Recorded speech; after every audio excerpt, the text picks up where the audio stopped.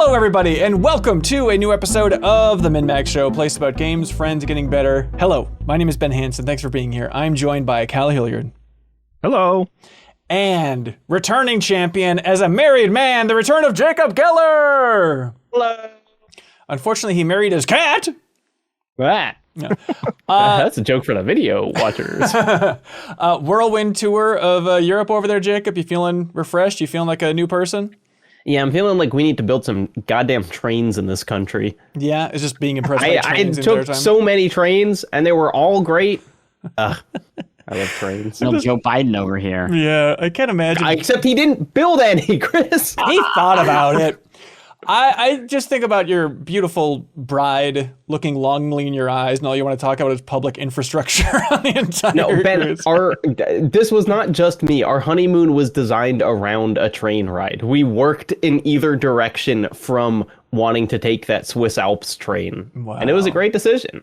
That sounds great. I'm sure we'll cover it in a bonus pod, the entire big journey for you. But we don't have time today, Jacob Geller, because, of course, we're joined by the one and only Chris Plante, ladies and gentlemen.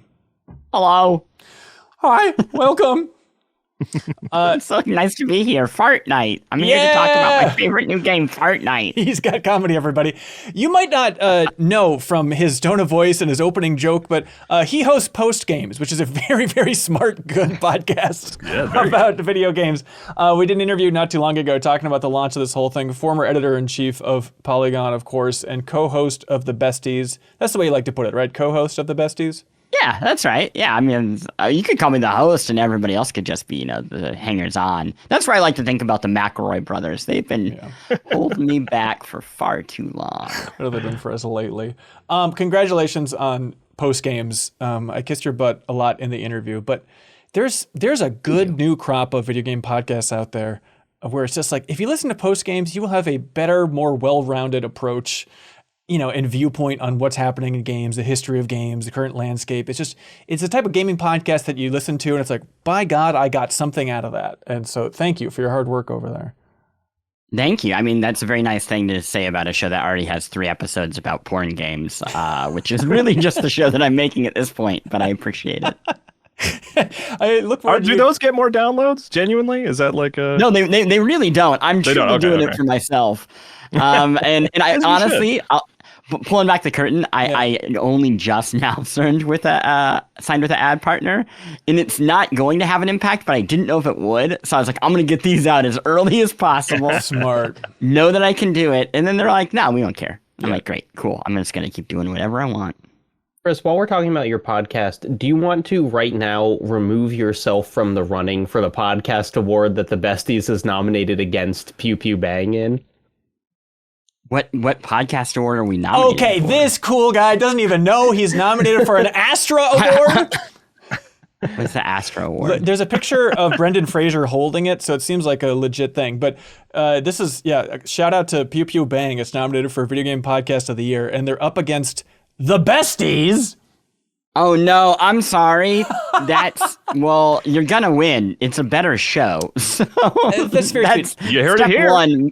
Yeah. If you could, I'm not worried about. We're not.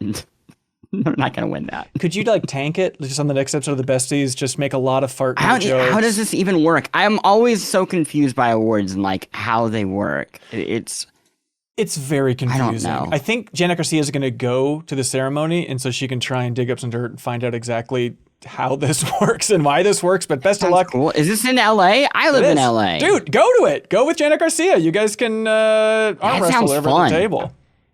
That sounds very fun. Let's do that. Please do it.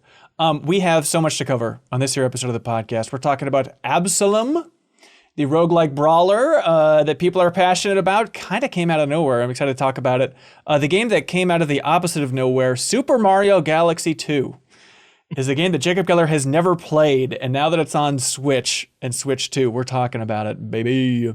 Then we're talking about Ball Pit. Then we're talking about the ROG Xbox Ally X. One of those names you pronounce the X, the other one you don't. See if you can figure out which one that is. Then we're also talking about Deep Rock Galactic Survivor, which recently went 1.0. And then the back half of the show, of course, we have wonderful community questions submitted over there on Patreon. If you're wondering what's wrong with us, consult your doctor, right? No, why aren't we talking about Pokemon Legends ZA? The answer is we don't have codes yet. We'll cover it next week on the podcast. I was delighted that the reviews were like, better than I thought overall. Seems to be everybody's take. So I'm pumped to jump into that game next week on the podcast and talk about it in a big way. And not quite next week, but right on the cusp is this Saturday, October 18th, from 2 p.m. Central to 2 a.m. Central is our big Give to the Max charity stream. Chris, there's like a charity drive every year in Minnesota for nonprofits, and it's called Give to the Max, and we're like a part of that. But it's a weird thing because we have to have the disclaimer of like, it's called Give to the Max, but we're not getting any of the money. It's a coincidence for the name, I swear. And so 100% of the money is going to the max. Yeah, Give from the Max. Yeah. But 100% of the money is going to the Immigrant Law Center of Minnesota here for protecting our neighbors. They're an awesome small nonprofit where your donation can make a huge impact. And so you can go to bit.ly/MinnMaxGives, or you can go to patreon.com/MinnMax with 2 N's, of course. There's a public post on our Patreon page that has the full schedule. It has all of the charity auction items. Even if you don't want to bid, even if you're not even going to tune into the live stream, at least just go there and look at some of the auction items. There's some very cool stuff, including the Claire Obscure Expedition 33 Xbox Series X, where it's a console and controller, and they only made 8 of these on planet Earth, and we're auctioning off one of them, in addition to a ton of other fun, rare stuff. So check it out on our site. It sounds way better. Like a few months ago, I was messaging Ben and I was like, hey, I want to give to the Max. And he's like, okay. And then he just sent me this Venmo request from Ben Hansen Foot Picks. Yeah. So I gave him like $500 and I never got any foot picks. This sounds way better. Like this, I feel like I could leave this feeling pretty good about my life. I think you can. You'll feel great about it. And that is always the eternal struggle of if one of the charity auctions was just like, a 5,000 by 5,000 pixel close-up of my foot. Would that be worth more than our auction of like a deliver at all costs record player? And you post in that baby steps onesie for free. Yeah, which you could have got money for that picture. You just can never tell. But it's gonna be a fun stream. So tune in on. It's gonna be on YouTube. I think we'll probably stream it on Twitch as well. But tune in this Saturday, everybody, October 18th, and help support a good cause. And if you enjoy that, you enjoy what we're building here with MinnMax overall, and you want to help support independent games media, here's an option for you. If you jump in before October 20th, this coming Monday, if you support MinnMax on Patreon at even the $2 tier, or if you upgrade your tier, I'll DM you personally on Patreon through Patreon's DM system with a Steam code for Promise Mascot Agency. The game that came out earlier this year, it's sitting at overwhelmingly positive reviews. It's one of Leo Vader's favorite games from 2025. It has PS2 sensibilities. It's absurd. It has a lot of Yakuza in it as well, including the voice actor for Kiryu. But it's an open world game that has a lot of personality. So Promise Mascot Agency, a beloved hidden gem from 2025, one of Leo's favorites. Again, if you jump in on Patreon before Monday, we'll DM you a Steam code for Promise Mascot Agency, or if you upgrade your tier in any way. We'll post on social media if we run out of Steam codes. We have 200 to give away. So we'll let everybody know on Blue Sky and Instagram and Discord when we run out of codes, but jump on in. Chris, can we talk about some freaking games? I love video games. Okay, this is a fun journey because Absolum came out. I saw that Matt Miller over at Game Informer gave it a 9. And I was like, what is this, a brawler? I guess Matt Miller likes that. I got it. And then Jacob, you came in swinging on a vine out of nowhere and started screaming, Absolum rules! This game rules, everybody! Well, and to be clear, the person who pushed me onto that vine was Chris Plante, who messaged me, and I was like, I was on my honeymoon thinking like, well, when I get back, I'm going to have to play like 9 different games to keep up with the conversation. And Chris, you were like, disregard all those, play Absolum. And you were right. Smart. Yeah. So Chris, you've also had a love affair with this joint?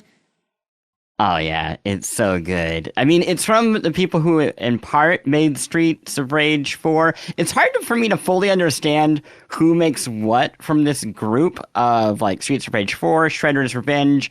Feels like they're kind of all over the place. But all I know is they make great stuff. Yeah. And as the gamer, that's all I care about, baby. Hell yeah. And basically, they finally, after making all this stuff for all the other IPs, were like, hey, what if we made something that sort of looks like the Adventure Zone? We won't go too deep into that, but also looks like our own fantasy Saturday morning cartoon.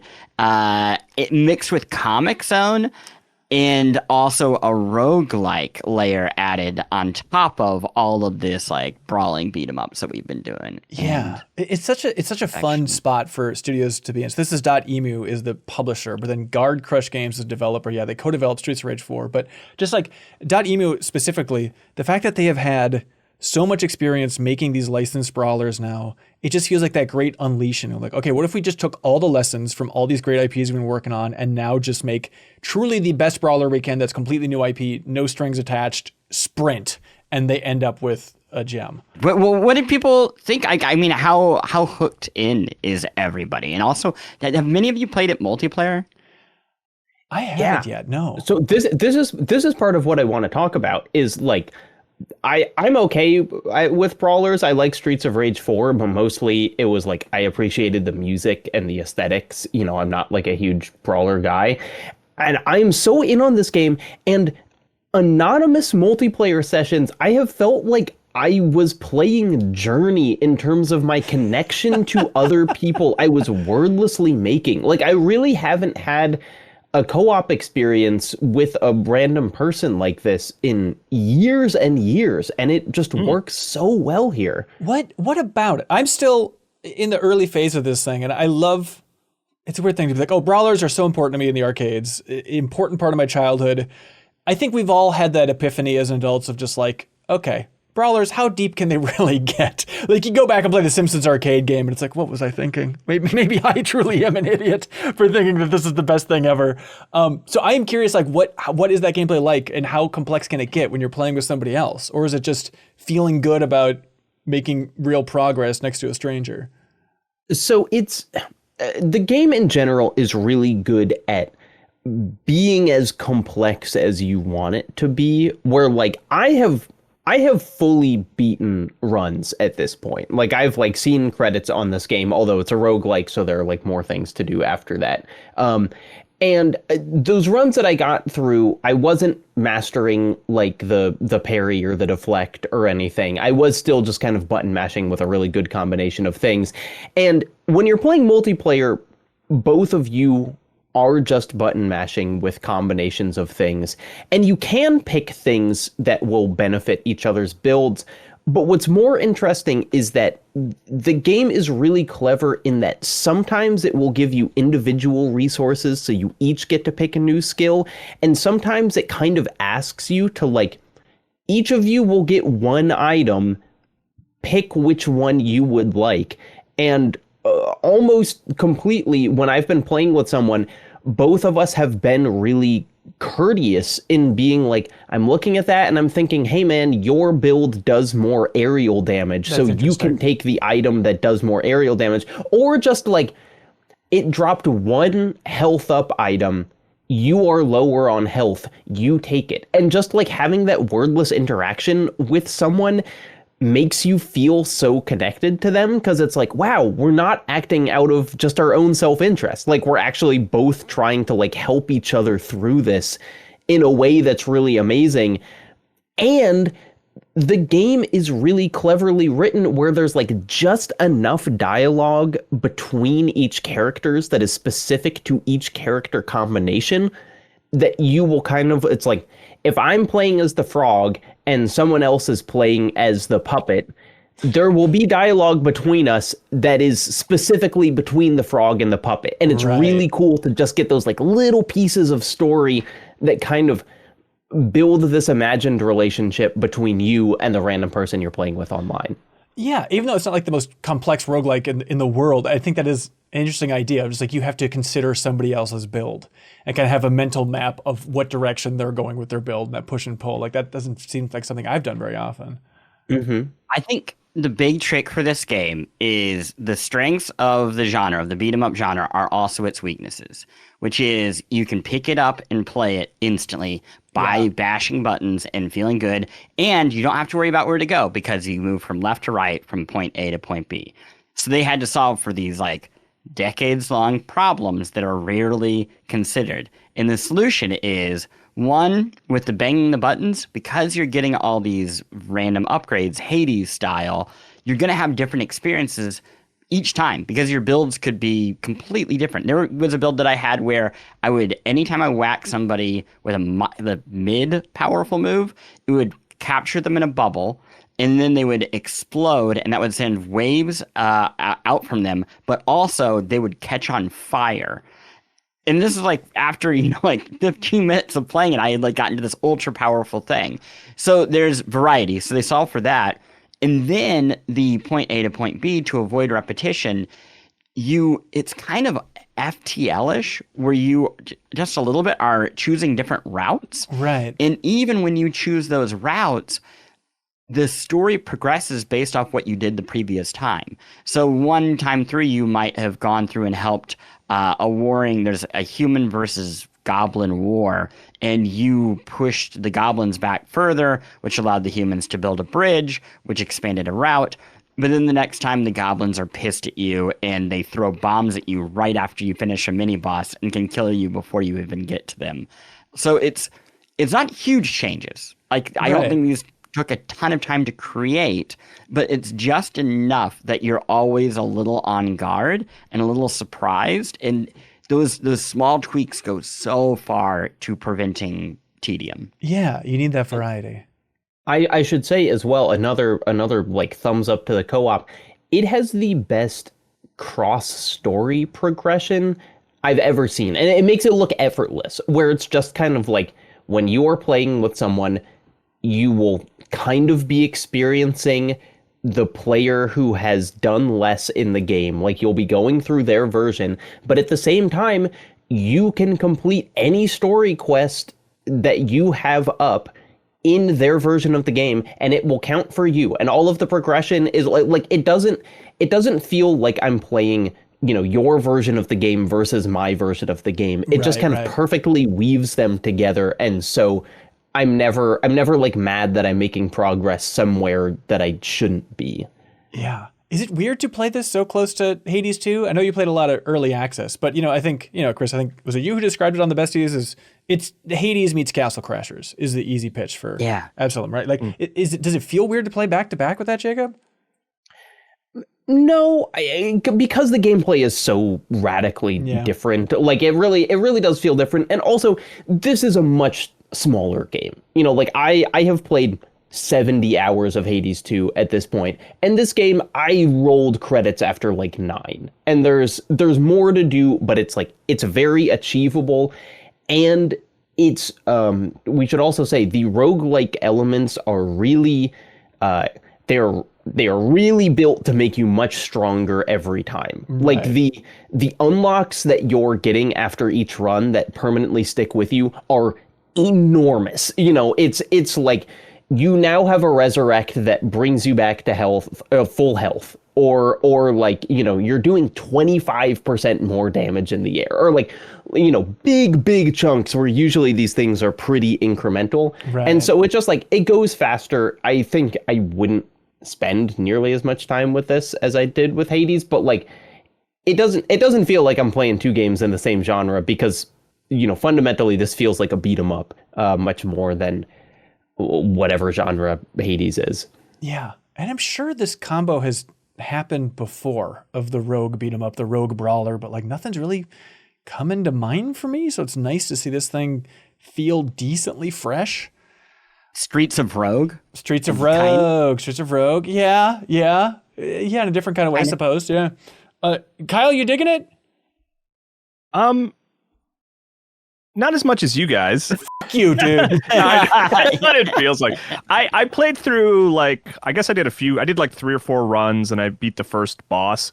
And I think it all just comes up against me just never being just the biggest fan of that genre. I kind of, because internally at Game Informer, Matt was really singing its praises and Charles Hart was really excited about it. And I was I jumped into it kind of expecting to be convinced. It's all right, this is the one that pulls me in. And I was kind of oh, you still move kind of slow, and it's still kind of I don't know. I don't really get. It's just a genre thing, right? I just don't know if that genre is ever going to really pull me in a big way. But Actually, Jacob, weirdly, I mean, we've talked about this often, but like I'm not really a big online player. I don't like playing co-op and stuff, but you're actually kind of like making a good pitch for trying it here, especially because the sessions are probably really short too, I would imagine, right? It can, I mean, if you're successful, a run can be pretty long, but most of them, especially early on, are 10 minutes. Yeah, I mean, but like, don't misunderstand. Like, I certainly wasn't like playing it and being like, "Oh, this is terrible." I was like, "Oh, this looks great. I love the tone. I like that you're you're playing as the character. Like, you start with, or I guess I started with the character with the big sword, who only uses the sword as their like power attack. Like, otherwise they're like fighting with their fists. And you like walk into like all these areas and people like don't like you. Yeah. You know, they don't like wizards, which is like just kind of like I was sort of intrigued by the sort of the tone and everything. But I played a couple rounds and I was like, I think I'm going to go back to Ball Pit in terms of getting my rogue fix right now. I get it. I get it. Yeah. Yeah, I would say like I would press on until you feel like you have a build that's doing a specific thing is kind of when it clicked for me, because it's like, I agree, the kind of vanilla beat 'em up formula is just kind of like slow and whatever. But as soon as you're playing as that sword character and you're like, oh my gosh, I replaced my strong attack in the air with something where I like whip around and hit them 5 times. And I also got a power up where every time I hit them with the strong attack, I spawn a skeleton. And suddenly there are like 30 skeletons that are helping me on screen. It's just that kind of roguelike thing of like, you fall into a kind of overpowered niche and suddenly you're playing the game in a way that you never have. And it's awesome. Yeah. I want to play it some more. It was certainly not, I didn't uninstall it or anything. I wasn't like, but it's also that thing where it's like you go into a game like that and it's like, well, I expect to be over the moon for this. And I'm like, oh, this is good. Like, I wasn't like blown away. But it's fine. You're fine. You can stop backpedaling. You're fine. No one's going to attack you. Thank you. He hates it. It's fine. Yeah. It's the worst game of the year. Okay. You got to admit though, Kyle, awesome death animation though, right? Like when the little like hands come out and grab you. It's like every time that happens, not that I've ever died in the game. It's always like, oh, it's such a nice. I wouldn't know. I just saw it on YouTube. Yeah. Oh, and it's Gareth Coker's score. Right. So the score is really good. Yeah. And there's a Mick Gordon track in this. Really? Yeah, one of the bosses is scored by Mick Gordon of Doom fame. Wow. Way to go, Mick. There we go. Absolum, it's available and everything. Switch one release as well. Jacob, like, this is going to be heresy if it's not on the 210s level of enthusiasm. Where are you at personally? I think it might be near the 10 side of my personal top 10. Yeah. It really just depends on. I think if people tried this like in MinnMax, I think pretty much everyone would see that it's cool. I don't think that anyone's really going to clash with it, but there are just so many good games this year. Oh, too many games, as one Post Games would mention, including stuff from 2010 that we can't stop raving about. Super Mario Galaxy 2. A favorite for many of us, I'm sure. And then Jacob somehow has been holding out. He's been waiting till marriage, is how he put it for Super Mario Galaxy 2, which is weird. Yeah, I want to be chased. So was it like shaving just for it? I'm gonna be beautiful, you Mario. You're gonna love me. You're gonna want to touch his face. I guess those launching stars are kind of like public transportation. So what's it like to jump into this game finally, Jacob? It feels like there's just like a second half of Super Mario Galaxy that no one told me about. Like it really it does feel like a giant expansion pack more than a new game. But like, who could complain about that? Like it is we could kind of nitpick about, like, I know that the division with this game is that some people really like the home base and more kind of I like the starship that you're on in Super Mario Galaxy, and I have a lot of like nostalgia for that, but at the same time, this is kind of the better game to play as an adult with less time, because it is so focused on just like new level, much less time spent kind of wandering around that Rosalina's home. And you're the one who gives me crap constantly for complaining about how much talkie there is at the start of Super Mario Galaxy. So if you're saying, to be clear, I think this game has less character than Mario Galaxy. I think that's right. Look, I think it's missing out. I think you feel the absence of Rosalina weirdly. Well, like when I was playing this, I was like, why isn't she around? But but then you get we into got to pick her head in and the start screen, and then it's basically she's like, her little planetoid rotating around. but like it's so good. The levels are like harder in a lot of cases than Mario Galaxy 2 in a way that I also feels like an expansion pack. And they just go bananas with the gravity stuff in a way that's really cool. Yeah. I'm sorry. Do you want to take that one again now in the Donkey Kong voice? They go banana. Okay, thank you. That makes me feel better. Yeah. I do like just the super simple setup of like Giant Bowser, who says, I deserve a galaxy that's more me-sized, and I'll put it in the center of the universe. And then he delivers the most devastating blow to Mario possible, where he just says, have fun with your stupid mushrooms. It's like, oh, Bowser, you dirty dog. That's all the setup you need is a good big insult from a big guy, and then he goes away and takes Peach with him. The opening of this game is so much more interesting than I remembered, because it's been a long time since I played it, but I forgot that it's like, clearly, you can feel the tension and the stress within Nintendo of all of their 2D Mario games selling better than the 3D, and they feel like, are we turning people off with the complexity of the camera and controls in 3D Mario? So I forgot that this game is really like, the opening is structured like a tutorial for like, here's how you play in 3D. Like it opens with just 2D plane. You're running across, and then it goes to like 2.5D, where you can kind of go forward and backward a little bit, like a classic brawler, of course. And then it's like, okay, now we're basically at the start of Mario 64 in front of the castle, and you can run around a little bit. Now we're just going to give you a standard platforming level. Now here's a planetoid level. It is like the entire journey to Mario Galaxy 1 in that opening section as a way to kind of tutorialize it in a really smooth way.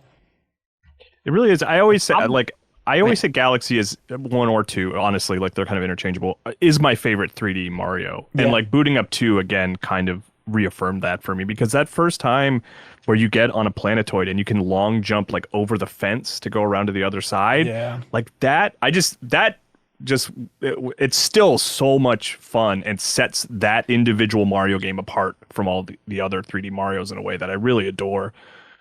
But I think, if you're really stacking them, if you're looking for the objective perspective, which of course exists, it's like, is Mario Galaxy 2 just a better game overall, though?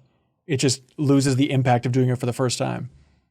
Probably. I mean, it's just the same game. I think it really is helpful just to be generous with yourself and say, this is just one giant game. Interesting. And now that they've released it on the Switch as one giant game, we can just accept what it was always meant to be all along, which is a complete finished project. Yeah. Because it does feel so difficult to talk about one without the other. Right. Like, 2 is, I do think it has better levels I enjoy more, but yeah, you need what comes before that. I was just going to add on to your thought of like, did they think that 3D was too difficult for certain players to wrap their heads around?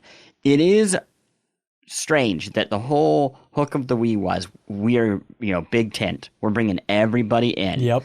So that's why we're going to make a Mario game where you have to think about the physics of orbs and different gravity pockets. And not only do you have to move around, but you have to move a cursor around that is so complex, we won't be able to get it to work on any of our other systems.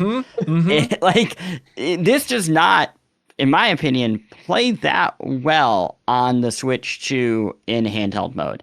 It is not a great experience for this game. It gets the job done, but that's about it. Yeah. I will say, like, Nintendo thing, right? Like that phrase. Yeah. Like, oof. I will say, like, I was playing it handheld, and I was like, oh, this is fun, all that, but it really was sort of like I could finally breathe when I docked it and had 2 Joy-Cons and was playing it in the traditional way. And like, I really do like the act of like collecting stars while you're platforming. It's kind of this like dual brain thing that works really well for me. And I will admit I did start pressing the button, but even on Wii, I never minded like shaking it because I just thought it was such a fluid motion of like launching Mario up into the air and stuff like that. Right. I never really minded it, but I will say, like, now that I have the option to just press a button, I am just pressing that button just because it's like it's a little simpler, you know. Yeah, it is. It is impressive. I mean, I played most of it with a Pro controller, and the Pro controller has a gyroscope in it that you can use to aim that thingy. That is better than moving the screen for sure. Yeah, the handheld is the worst, especially because like the Yoshi levels require so much pointing to point Yoshi's tongue at things that like those ones are you shouldn't play those handheld. Exactly, yeah. Where I was like, I can live without the star bits. I was playing with the Pro controller. I'm like, I'll grab some if it's near, but I'm not gonna fully rotate my wrist all the time. And then the Yoshi stuff is like, oh, that's right. I forgot you have to aim with that. And at that point, like I need to just whip out the Joy-Cons, and it's not gonna feel great to play with those, but the game is so good that it's like, all right, I'll tolerate it. I'll get through it here. It is designed around like two hands in a weird way. Right, right. But yeah, so sweet to go back to this thing. And like just that, the dragon boss relatively early on that tiny planetoid, and he's like digging through the planet, and then you have to like hit his weird throbbing parts as they're trying to, bear with me, as they're trying to like go through the planet. Like that's just like as clean of a 3D This isn't one of Chris's boss. podcasts. Yeah, you're right. You gotta hit his ball pit. That's exactly it. Yeah, but it's like, that's just perfect 3D platforming boss design right there. It's so sweet. Or even like later on, not too much later on, but there's just like almost a slide puzzle where you have to like assemble an image of a bug. And to do that, you need to like butt bomb from certain different angles. But when it's this 3D planetoid, and you're like, okay, I need to butt bomb this side here to slide this up, then lock this side in here. Like it is still cool that after an entire game of Mario Galaxy, we can still be charmed by like, look at this. Look at this playing with gravity in 3D space. It still has an impact on you. Yeah. I do think, and this applies to both Galaxy 1 and Galaxy 2, but like in a post Odyssey and Bonanza world, it does feel like you're spending a lot of time being brought back and starting levels again. Mm-hmm. Yes. Like it is just that kind of like I love the discrete levels for each star. And the difference between Galaxy 1 and 2 actually is that 2 has way fewer stars per system and has more kind of individual, because it's like Galaxy 1 you would have like 5-6 stars in one level, and a lot of times you would be kind of retreading similar areas, and Galaxy 2 has like 2 and then a comet or something. Like there are fewer, but like even still going through one of those, it might take 3 minutes. And then you get the star, you watch the whole animation, you come back, and then you have to like jump on the ship again just to go back to that level you were in and get the next star. Yeah. It does feel, it's like, you've played Odyssey. You're like, I know what it feels like to just get a moon and keep going. And so it does, that's the part that feels most retro to me. Yeah. It's fun to see this and to think that like, this came out a year before Mario 3D Land, and it does feel like kind of, not that Mario's made for dumb babies now, but there is a part of me where it's like, is this as quote unquote complex as 3D Mario platforming can get just because of the wild geometry? Like Odyssey, the moveset, I understand, opens new doors and all that stuff. But seeing some of these levels again, it's like, this is so wild and weird. And yes, I think it did alienate a crowd, but it is kind of like the last gasp before they were like, let's strip it down to the basics with 3D Land and 3D World. I think it just depends on what you mean by complex, and also if you count Donkey Kong Bonanza as a Mario game, right? No. Because they just want to surprise you, and sometimes I feel like they have an idea and then they will just chase it out rather than assess like, is this too complex? So if they have an idea and it's like, we're gonna just build holes in the ground, or you're gonna dig, make holes in the ground, they'll follow it out, and then how complex it is they kind of discover along the way. What's weird to me about Galaxy is, and maybe this is it, is that they realized just how complex the idea could be, but in Nintendo fashion, they didn't get all the juice out of the orange. Yeah. So they're like, we got to make a sequel. And they're like, you realize that's just more complex stuff. Like what's left is the really, really messy stuff. And they're like, we didn't get all the juice from the orange. And people are like, why do you keep saying that? And they're like, we didn't get all the juice from the orange. Chug the pulp, they say. Chug the pulp. Right. It's fun to go back and look at like sales data too for this if you're a real geek, because like Mario Galaxy 2 on the Wii sold 7.41 million copies compared to Mario Galaxy 1's 12.8. So there's still a lot of people that never played Galaxy. That's pretty good. Yeah. Although, I mean, you look at Mario Party 8 sold 8.85 million copies. So it crushed Mario Galaxy 2. And then, of course, New Super Mario Brothers. It didn't crush. It crushed it. It made it weep for its mama, for its Rosalina. And then New Super Mario Brothers sold over 30 million copies for the Wii. Like, you compare that to Mario Galaxy 2's 7.4. It's like, oh my God, you forget what it was like back then. You got to at least keep playing, Jacob, if you're a real dork for this stuff, until you get to like the Throwback Galaxy. I don't know if you've made it there yet. Okay. I beat it. I have roll credit on it. Jeez. Oh, all right. I missed that part. Jesus Christ, man. He's a gamer. I was not aware. The Throwback Galaxy was amazing. Like I kind of didn't look closely at where I was going, and then I landed there, and I was like, I guess. The soundtrack, that like the music and that level is so good. I know it's just hitting every ounce of nostalgia you got, but it works. The one, I guess you could say negative thing about that is I remember playing that back when the game came out and being like, oh man, I can't wait for the next Throwback Galaxy that's going to be here in a few levels. Yeah, that's the only one. Okay. Yeah. You waited till I didn't want to go back to Bob and Battlefield anyway. Jacob? Yeah. Is Super Mario Galaxy 2 better than Donkey Kong Bonanza? Yeah. Is it better than Odyssey? No. Oh, okay. All right. The official ranking. I love it. I think Galaxy 1 is better than Odyssey, but that is like a very personal, where it hit me in my history ranking. Yeah, I get it. Well, there you go, everybody. Sweet that it's on Switch 2 and Switch 1. It's $40 if you want to buy it standalone. Which is insane. I mean, that game was $50 when it came out in 2010. And like, it looks pretty good. It does have a little bit of like a weird sheen on it every once in a while with like the polygonal models. Every time there's like lighting on Mario. Some of the toads. You get a little too close to the toads sometimes. You're like, ooh. Yeah, don't get too close to those freaky toads. That's intentional. They don't want you getting too close. You know what I like getting close to, Jacob Geller? What's that? A nice steaming meal. I get so close to it, I put it inside of my body on a regular basis. Thanks to the good folks at HelloFresh, everybody. If you're craving some warm, satisfying meals as the temperature's dropping, you want to get ready for fall, that's where HelloFresh comes in, everybody, bringing you comforting chef-designed recipes and fresh seasonal ingredients right to your door. This season, they've taken things to the next level with their biggest menu refresh yet. So you can say hello to a whole new way to do dinner. Just, get a big box of great recipes and ingredients delivered right to your door. Make it as easy as possible. Don't go to the grocery store anymore. Have the grocery store come to you, and you can make some good stuff because HelloFresh has doubled the items in their menu. You can now choose from over 100 options, including new seasonal dishes and recipes from around the world. You can dig into bigger portions that'll keep everyone satisfied as well. And you feel great with an even healthier menu filled with high-protein, veggie-packed recipes that now help you eat greener with new veggie-packed recipes that have 2 or more vegetables. I've never counted so many vegetables. They have fun stats, like 9 out of 10 people say dinner is more delicious with HelloFresh. Yeah, that makes sense. 91% of people say they feel healthier eating HelloFresh. Yeah, absolutely. I've never finished a HelloFresh meal and felt disgusted with my body and my life and my soul.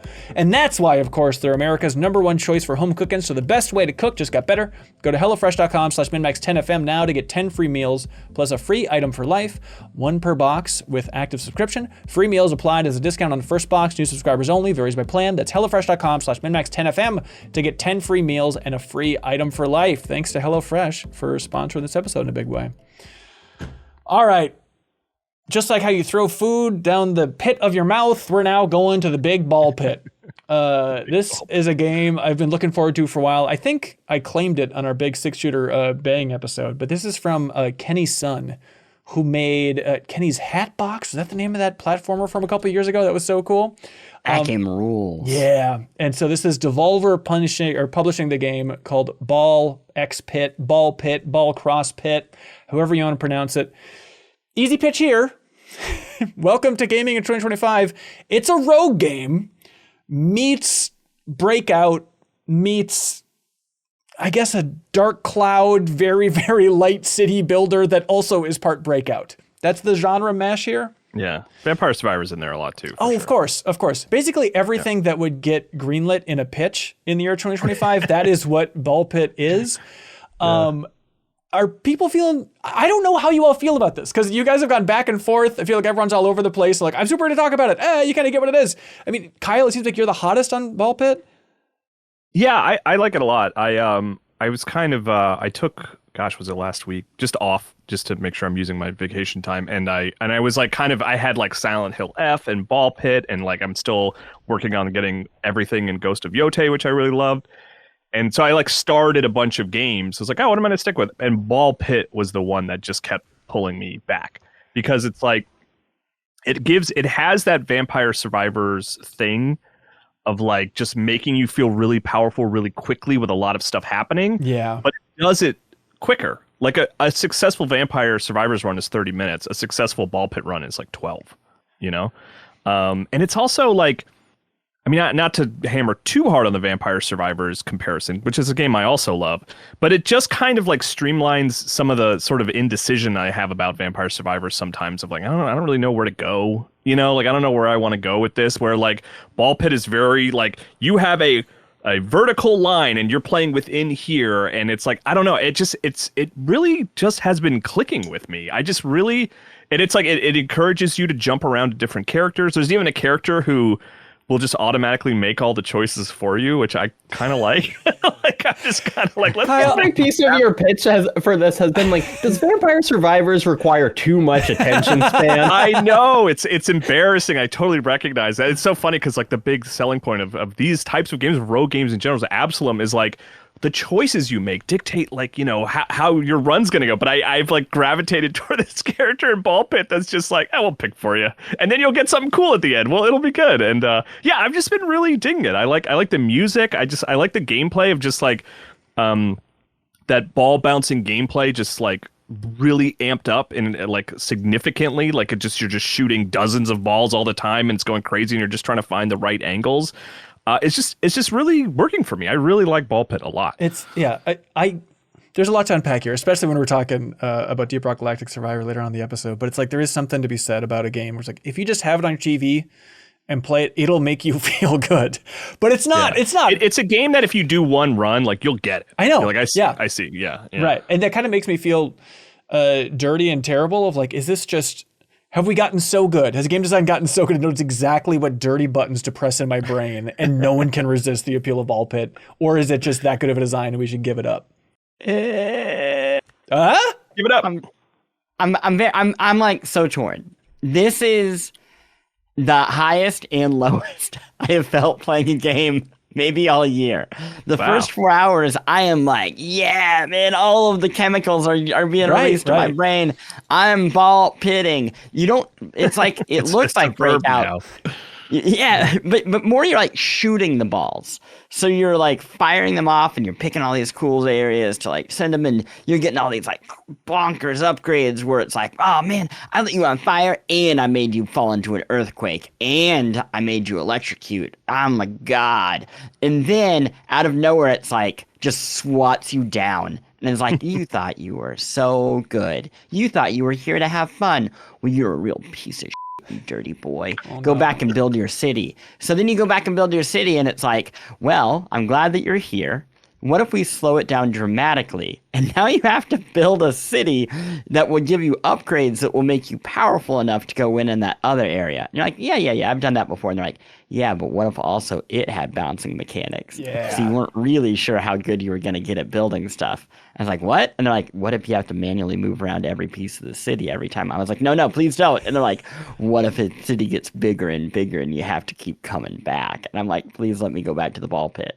So then I go back to the ball pit and I get humbled again. So the long story short of it is, I probably shouldn't talk too much about this game because I made it about 7 hours and then I deleted it and vowed to never play it again until they figure out the progression system, which they will. I know they will. But the progression system right now, I was just like, there are games that they artificially make you feel powerful. And I try not to let myself play them, but sometimes I want that. And this game can be that. But it wasn't, the speed at which it was making me feel artificially powerful wasn't moving as fast as I thought I was getting better at the game. So it was creating this where I'm like, I should be winning, but I'm not. I'm just waiting until I get the upgrades that I need to now be good enough to win. And that's maybe one of my most uncomfortable feelings in a game, where I'm like, oh, I am truly doing work to get permission to win the game.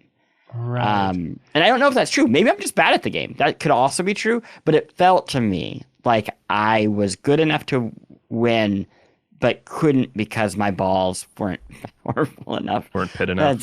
I mean, how much are you forced to rearrange stuff in the city building? It got to the point of like every time you went back there, you had to move things around to optimize what you're getting?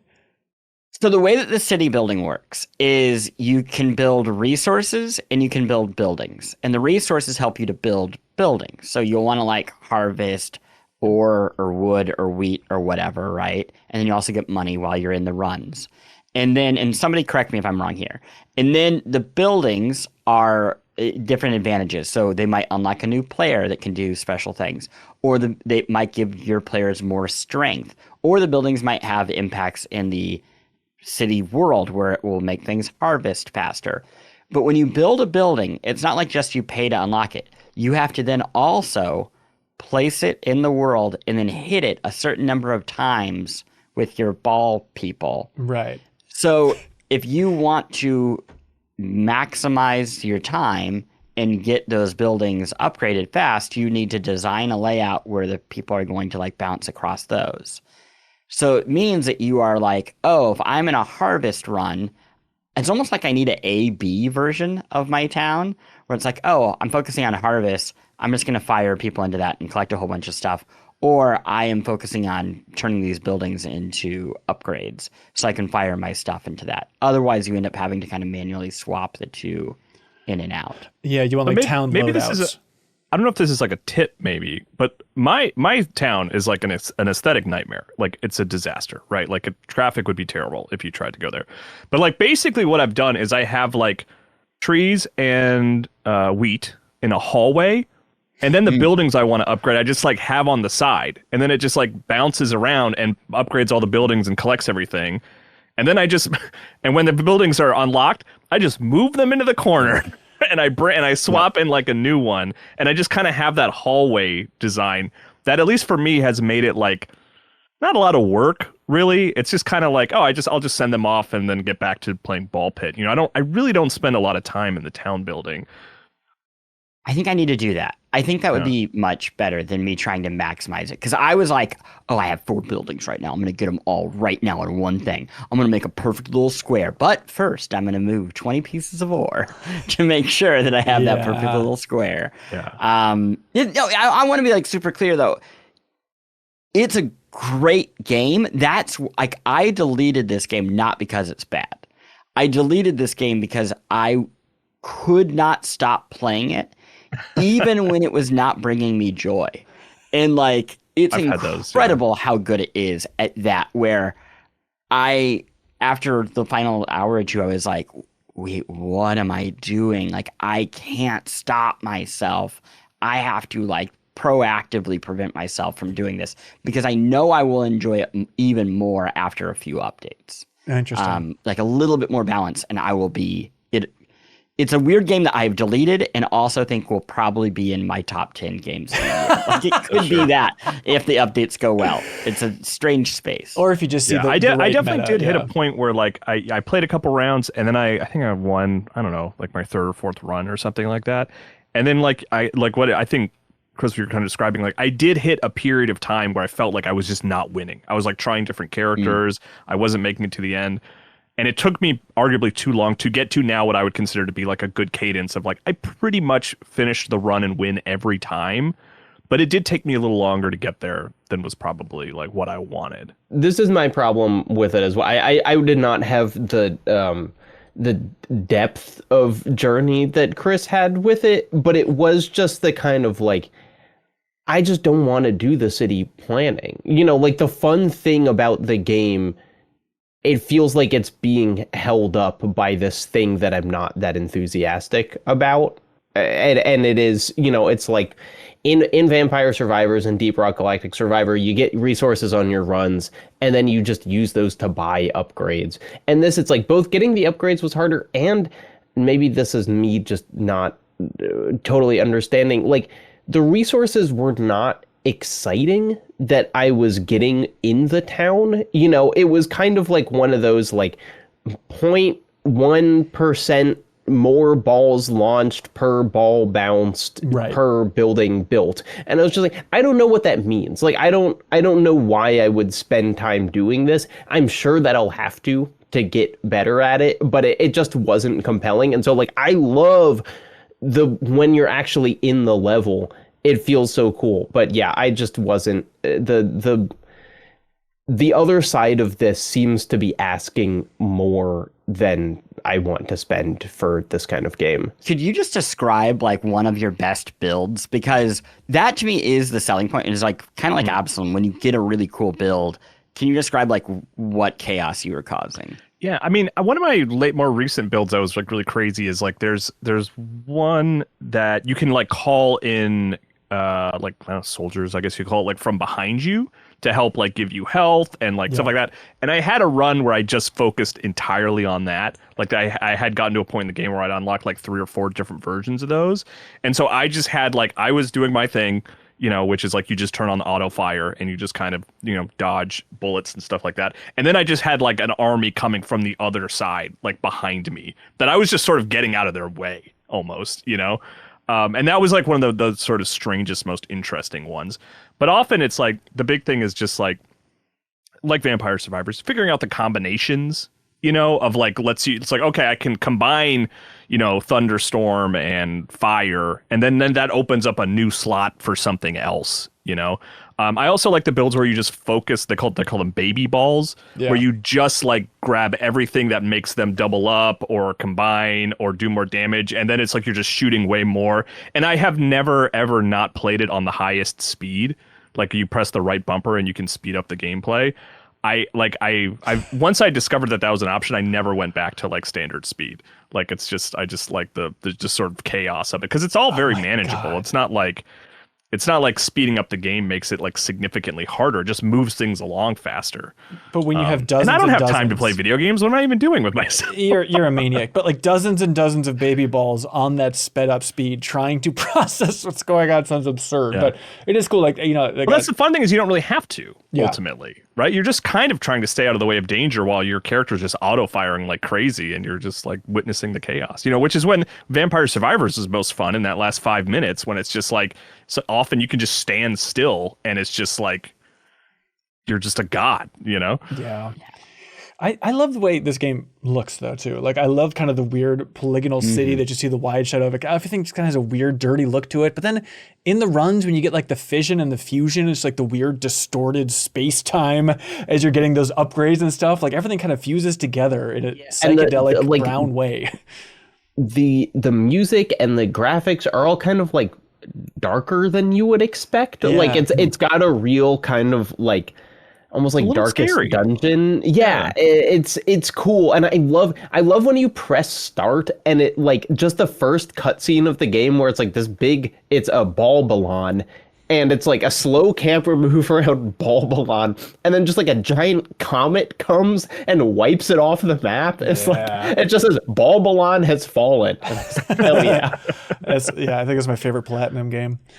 Well, there you go, Ball Pit, everybody. I was starting on Xbox, and I'm like, oh, this is the perfect Steam Deck game. I need to stop and then just start it up there and play this, because to have this on the go everywhere is going to be very satisfying. But there's a demo if you want to check it out. It's available. Which I think everywhere. Progress comes forward. Yeah, that's what Neil in the chat was saying for Backstage Pass. Yeah.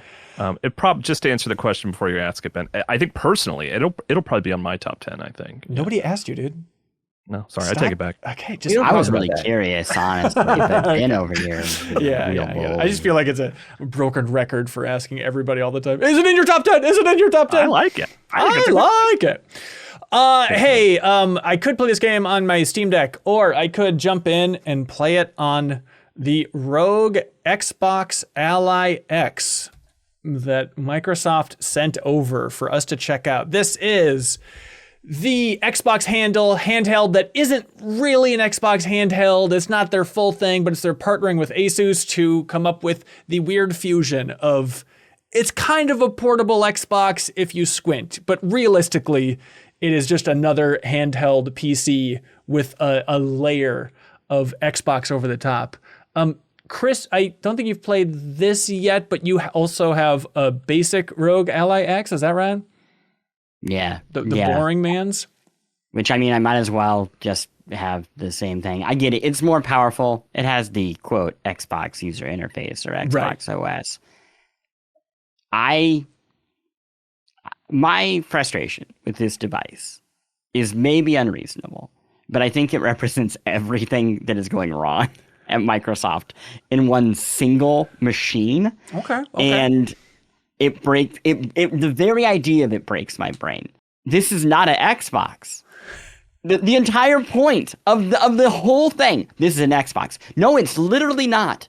It literally does not play Xbox games. You made an Xbox handheld that doesn't play Xbox handheld or Xbox games. You made an Xbox handheld that the entire thing was the best of Xbox and the best of PC in one device.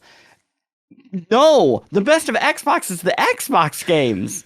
And it's not here. You know what's not the best of the Xbox? The UI. Yeah. Especially a worse version of it. Yes. This is deranged.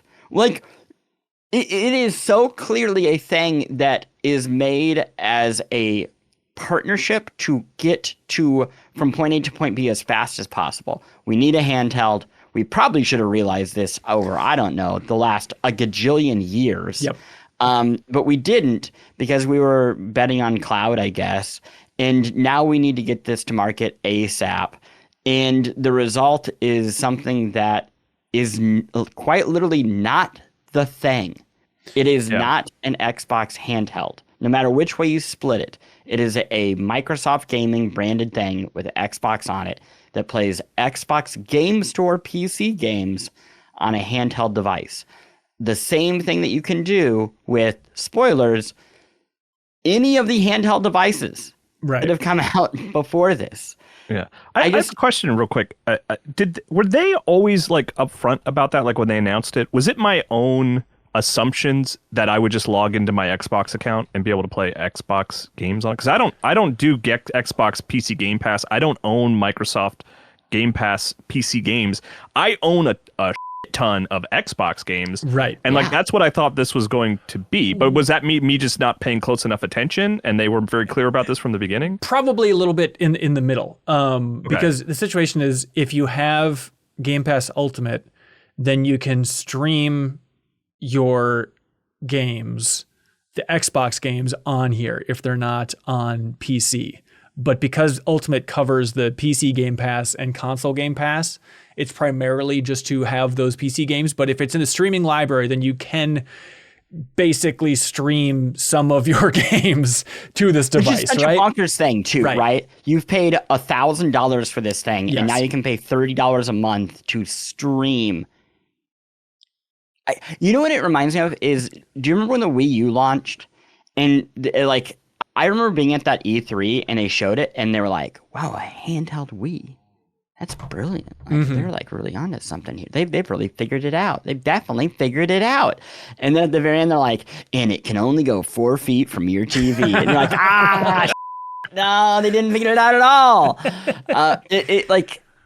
It's so close and yet so far from the point.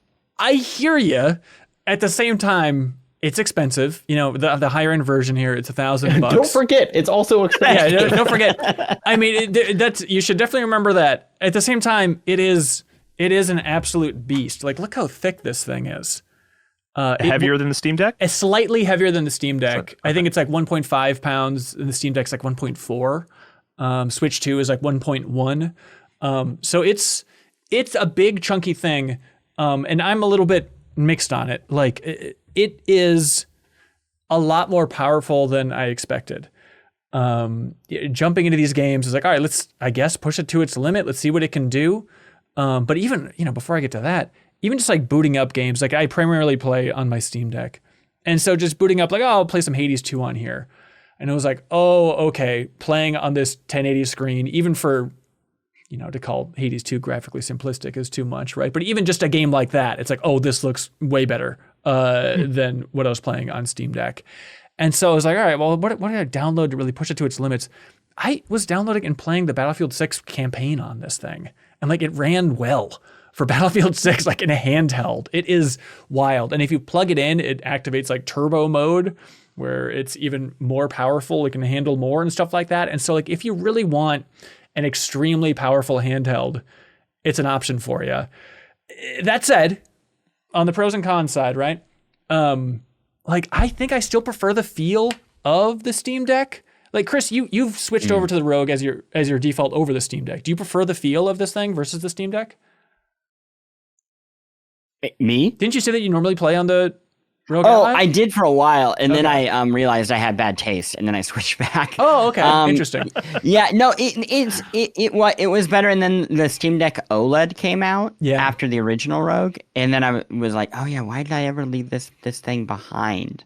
Yeah, the Steam Deck, it really strikes balance, like literally the balance in your hand feels good. Yeah, but again, it's almost like the branding is the chaotic thing for me in my head, because you know what I would love to be able to play right now?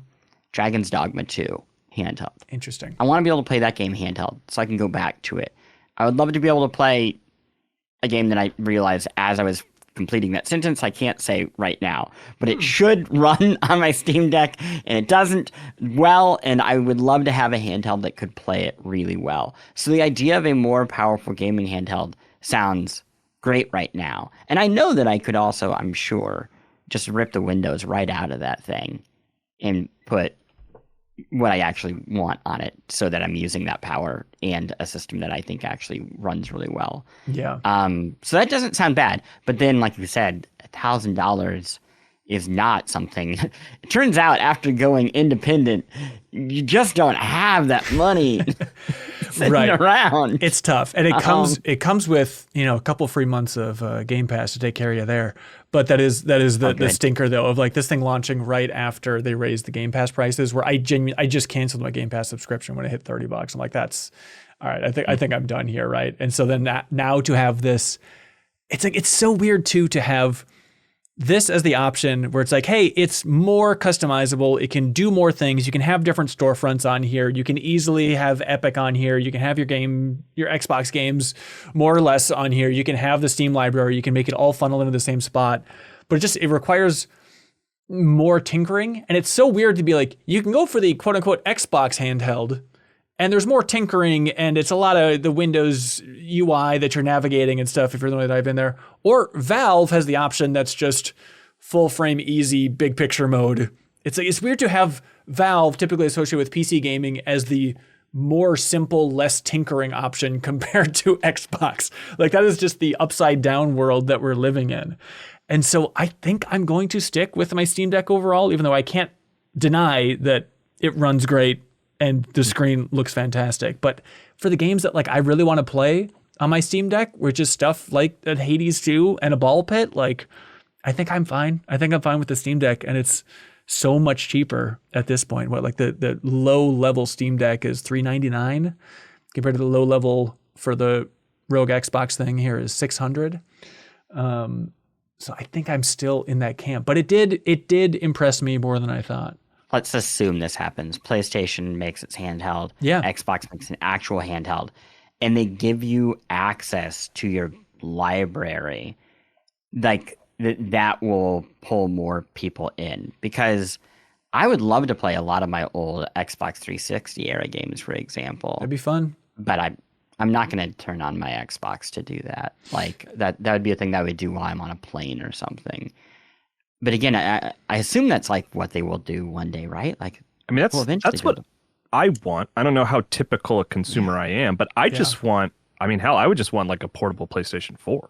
I just want to log into my account. It just looks exactly like the same I just want to switch, like just give me, like that's what I wanted from this. I would be willing to save up and pay for that if it was just like, no, this is just your Xbox. This is just your Xbox account. The UI looks exactly the same. Mm-hmm. Like And I would want the same from PlayStation. That's yeah, I would love that. I would love the PlayStation Portal device. I would love that, but everything's on there, you know? Yeah. Well, it seems as like that's opposed what to streaming. I mean, every rumor in story is that's exactly what PlayStation's making, right? For the handheld part. Yeah, I'm definitely way more way more interested in that than this. Yeah. Whatever this is, Ben. How could you forget the name? Of course, it's the ROG Xbox Ally X. Right. I'm sorry. Can you say the full name? You left out a key part here. Did I? The Republic of Gamers. Oh. Thank you. Of course. A proud ROG member. is my father. I'm the Republic of Gamers. Dr. ROG. Yeah. Drog. But hey, if you want to check this thing out, boy, do I have an option for you, everybody. Because this here version that I'm holding right here, it's going to be up for bidding in the auction, the charity auction this Saturday, everybody, with the money going to the Immigrant Law Center of Minnesota. So tune in live and bid in the charity auction. Money goes to a good cause, and then we'll ship you out the ROG Xbox Ally X. And you can clone me because of the amount of fingerprints I've smeared all over that thing in a classy kind of way. I'll clean it off real nice for you. Don't worry. Real Gattaca. Yeah, that's weird. But also, we have a link in the description, too, if you want to learn more about the BDS boycott of Microsoft. I know things have been shifting there, but still definitely worth looking into and learning about. So link in the description if you want to learn more there. Easier to boycott than ever. That's true. They're more expensive and worse. Hey, this is a game that we talked about a while ago on the podcast, but it went 1.0, and it's worth touching on again. Deep Rock Galactic Survivor. The Vampire Survivors offshoot of Deep Rock Galactic that we talked about earlier in the year, and just this feeling of like, oh my God, this is in a ball pit style way, perhaps without any of your frustrations for some people of ball pit, of just like, this is about as satisfying on a primal level as a game can get. And now Deep Rock Galactic Survivor has gone 1.0. Jacob, it seems like out of anybody, you maybe have gone the most whole hog. This just seems like every time there's a meeting, every time somebody's boring you mid-sentence, you'll just boot up Deep Rock Galactic Survivor and start playing some. He's been playing for the last hour. If you've talked to me in the past 7 months, I've been playing Deep Rock Galactic Survivor. It's really the interesting thing about it, and it's like all of these, they all have their own character. You know, every kind of passive Vampire Survivors-esque game. It's like, what is the thing that this one is doing? And I feel like what Deep Rock Galactic Survivor has is there are so many checklists and objectives to make your character a little bit better that you will never, ever, ever run out. Yeah. You know, that it's just kind of like the layers of progression are kind of almost impossible, where it's like your character levels up and you can get XP faster, your fire rate can be better. You can also level up individual weapons. So every weapon you get can have a, better reload rate, freeze enemies for longer. You can also level up the maps themselves. So when you play on that map, you earn more XP, and it just kind of goes and goes and goes. So it's like, eventually I did reach a point in Vampire Survivors where I was like, I think I've done pretty much everything. If I'm doing another run, it's just because I find this game fun. And Deep Rock Galactic Survivors, I never have to consider if I find the game fun, because there's just always something new to do. I don't have to enjoy it at all. That's right. Yeah, and like on top of the progression too, I think the thing that makes this my favorite one of these is it's so small, but just like having the mining aspect of like digging through the rocks. Like, look, this isn't exactly Civ 7, but at least there are semblances of like interesting decisions to make. Of like, do I try and hightail it around this rock or try and carve my way through it? Or are the people going to come and get me in there? Or even just like, when you're the engineer and you can leave like those lightning rod trails behind you, it's so satisfying to like carve a path through the rocks. And they're like, all right, dummies, you can run into this canyon of electricity if you want to try and follow me. And then every time they do, it's so satisfying. Even like the level where it's like the bouncy pads and you're like launching yourself and you come slamming down and you can launch yourself into like the middle of a rock formation and you're just like in this little pocket of peace until you mine back out and the hordes of enemies come get you. It's like, there's just enough variety, and it feels like I'm making some slightly impactful decisions along the way instead of just dodge. Yeah, it is in like Vampire Survivors, and there's also another game that we could be talking about. There's a new game called Mega Bonk. Yes. You guys know this one, yeah. which is basically 3D Vampire Survivors, and that one's also great. But it's like you're just kind of wandering around anonymous maps and just being like, I guess I haven't walked over here, and there might be a treasure chest. And Deep Rock Galactic Survivor, you're like considering the shape of the map way more, and even though they are randomized, it feels more intentionally built. And they're like smaller. You know, it's like a run is going through five different levels, kind of going increasingly deep underground. And so like by the end of each one of those, you can kind of see like all the little tunnels that you've carved through the rock in these different channels, and then you hop in a drill and you go down and you start again.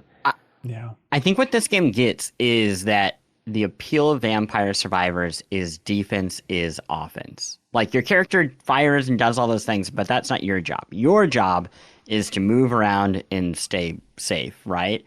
And if you take that a step further and, you know, design it into something, having worlds where you are creating these choke points, like you said, Ben, or like thinking about where you can position yourself is so much more complex in this world than it is in Vampire Survivor. So the combat is like cool in all of these games, but the appeal of this genre for me is that it is not a, I don't know a better word of saying this, but it's not a violent genre. It's not a game about attacking.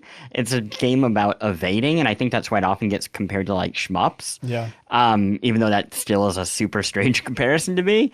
And I think it gets that better than so many other games that they end up often going the wrong direction. They end up trying to make it more combat focused, and that is not the appeal. Yeah. And so with the 1.0 update here, like they added a whole new gear system.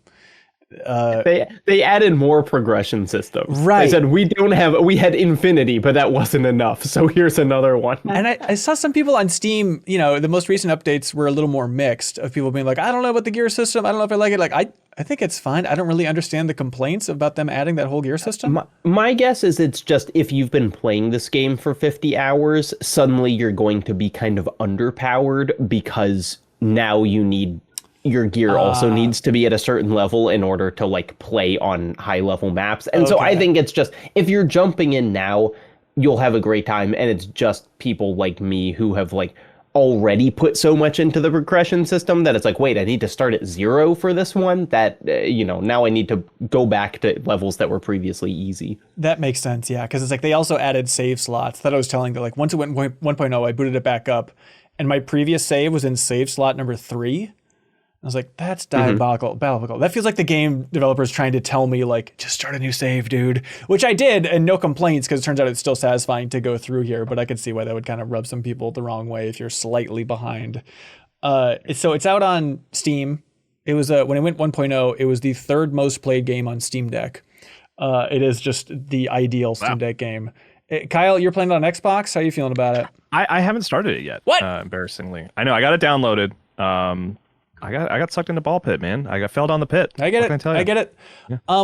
Also, you tried to send me a code and you kept sending me the wrong code, Ben, if you remember that. That's right. Yeah. That was Microsoft's fault. Yeah, but I do have it downloaded. I am excited to play it. I've been waiting for 1.0, but I'm excited to try it. Is it am I just too guilt-ridden of a soul? There's a part of me that I'm enjoying this game so much every time I play it. But I'm like, is this just dumb? Am I dumb for being as satisfied by this game as I am? Because it just feels like the perfect version of this genre for me. I mean, this is the question of the episode, right? Yeah, right. Is like, what is your threshold for the artificiality of progress of a video game? Right. And what is your comfort with knowing you are, quote, wasting your time?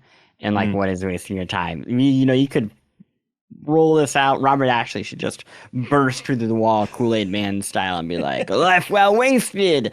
I was telling you all along. Yeah. But yeah, I think you have to be okay with how the game burns your time. And I think what we discovered is there is no perfect porridge. There is only the right porridge for you. You're right.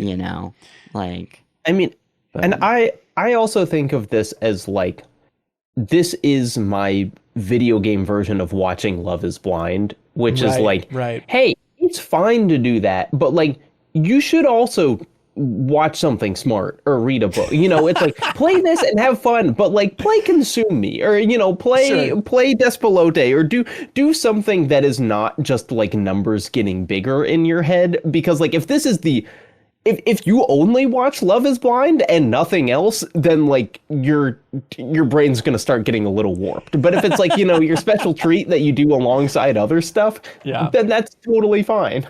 Yeah, it is like if I'm listening to podcasts on a plane, ride my exercise bike, like Deep Rock Galactic Survivor is the best combined with like 2 to 3 other things. And I just feel guilty about being like, well, of course, this is a lock for my top 10 in the year, you know, but always with that asterisk of like, but it's a nice flavor on the side. It's a really good pizza that I can chew on while doing other things, you know? But I am just loving this game. Deep Rock Galactic Survivor, everybody. Is there a world where this game has more of an impact than this basic Deep Rock Galactic? I know that game's big, but this thing still just seems to be a juggernaut. I don't know anyone personally who plays Deep Rock. It's one of those like, theoretically, there are hundreds of thousands of people playing this, but I don't know any of them. Yeah. Wait, have none of you played it? I've played it. Yeah, I liked it. I've only played a couple hours though. It's good. You should go back and give it a try. I was not one of those people, and then I don't know. It was the rare boring season of video games where they weren't. Remember that? Remember like when they didn't release video games like It's like 1 week in January, I think. It's usually when that happens. We played it for Besties. I was like, oh man, this is like exactly the Left 4 Dead itch that I needed filled. Yeah. It's real good. That's sweet. Yeah, and Deep Rock Galactic Survivor is technically a different developer. They're Fun Day Games out of Denmark for the Vampire Survivors but still so damn cool. It's still under Ghost Ship Publishing. But Deep Rock Galactic Survivor, everybody. We'll be talking about it more, I hope, for the 210s. Hey, Kylie Hilliard, do you know how this whole thing operates by chance? Probably some like ones and zeros on the internet or something. Yeah, I guess technically everything on the internet is probably ones and zeros. Maybe we are all just ones and zeros, but you can bring your digits, by that I mean your fingers, over to the keyboard and type in the URL patreon.com/MinnMax with 2 N's and find a tier that's right for you. Not only do you get a code for great games, of course, like Promise Mascot Agency, but you can unlock a benefit and a bunch of other fun stuff in there. And another option for you as well is we have a giveaway happening on Instagram. If you follow MinnMax on Instagram at MinnMax Show, we have daily video updates for behind-the-scenes look at what we're working on here at MinnMax every single day. We also have clips and behind-the-scenes pictures, a bunch of fun stuff. And if you give us a follow at MinnMax Show on Instagram, we also have a giveaway for Sniper Elite's 20th anniversary. So we'll have a post featuring Sniper Elite on our Instagram channel, our page, and if you leave a comment on that post, you're in the running to win a bundle where they're giving away a hoodie in your size, a mug, a couple of the most recent Sniper Elite games, but then we also have second place, which is you will also just get a couple of Sniper Elite games for the console of your choice. So we have a bunch of game codes to give away and a bunch of other stuff, so leave a comment, follow us on Instagram, at MinnMax Show if you'd like some sweet games for free. And of course, shout out to our dear friends at I Am 8-Bit. They want us to know, and want you to know specifically, about Blueprints, a game a lot of us enjoy here, but not just that. They have the physical version of Blueprints on PS5 in their wonderful online store, and it comes with a bunch of other things. So they also have a bunch of other things available in that online store, like a notebook, which you'll need. They have keychains, little game books, stuff like that. A replica of a key from the game, which is pretty sweet. I'm 8-Bit knows how to do wonderful physical editions of games. So you can check it out at their wonderful online store. Go to im8bit.com. I promise you'll find some stuff that you truly like because they know good dorky stuff and good dorky physical versions of games. And help support I Am 8-Bit because they support the MinnMax community in a huge way each and every week by shipping out a prize to whoever has the best question submitted on Patreon. This week, whoever has the best question is going to win the physical version of Neon White on PS5, thanks to the good folks at I Am 8-Bit. See, they have good taste in games. They know exactly what they're doing. They do. So, Chris, you need to remember every single question submitted here so we can make sure we're doing justice as we give out the correct prize to the correct winner. Okay, ready? Lamb Dance writes in. They say, hey, can Jacob Geller give a quick take on every game he missed the discussion of while he was gone for his wonderful, beautiful wedding? Yes. Okay, great. Now, this isn't a quiz, but were you like on your wonderful honeymoon still listening to gaming podcasts and wanting to scream and give your take on all this stuff? I was keeping up. Okay, cool. All right, so what's your take? What did we miss? What do you want to scream about? Let's see. I loved Consume Me. Even the ending, which was a little more contentious among. I thought the bonus pod that Haley and Charles and Leo did was great, but like every part of that game worked for me. Hades 2, awesome. I am not a huge fan of how that story wraps up, which I think, unfortunately, is taking it below Hades 1 for me in terms of just, like, how fondly I remember it, but all the gameplay is so good and improved. Baby Steps, I really liked what I played, and this is the game I'm, like, most worried I won't go back to this year, because, like, it seems hard to go back to, but I would love to have the sense of victory that Jeffem got from the game. Ghost of Yotei, I have not played very much, but I do agree that the coolest thing is when you're strengthening your left hand and you just are doing stuff with your left hand. Yeah. And Silent Hill F, I played like the first hour of, and I thought this is awesome, and I haven't played anymore. Do you think you're gonna keep going with Silent Hill? Because I think there's a lot of people. I played the first hour like last night. Okay. So, okay. But yeah, here's the thing. Really good talkers on MinnMax. I love those discussions. That episode with Consumi and Silent Hill F was like one of the best MinnMax episodes in a while. I agree. I was really happy with that episode too. There you go, everybody. There you go, you animals. I hope you enjoyed that recap. Let him have his privacy next time. Lewis writes in and they say, Chris Plante, you recently changed jobs from Polygon's editor-in-chief to launch your own podcast, Post Games. Is this a nice summary? What surprised and challenged you the most about shifting from managing a 40-person team to solo production? I gotta make my own stuff. That's the kicker. That's the best part. The hard part is like when you run a really, really big team, you can do a whole bunch of things, but you don't do them. So you can be like, oh, I think it would be really cool if this happened. I think it would be really cool if this happened. But then there's also like so many things that you have to do because you're like, I think it'd be really cool if we paid our bills. So let's go do that. The biggest change in focus is that it's entirely on you. And I'm sure everybody on this call has a version of this experience where like you're midway through the week and you're like, I'm doing this right now for this week's episode. I'm like, I gotta finish this episode. Like it has to be done. And I'm not behind, but I also know that it has to be done. And that is a big change from like managing a whole bunch of people's personality and personal needs, which also needs to be done, but it's like a more of a longer term project where you're just kind of like making a little tweaks here and there versus, right now I'm making an episode with Simon Carless, plug, Game Discover Co., former EVP of GDC, and it's a great episode, but it needs to be finished, or else like people won't hear it.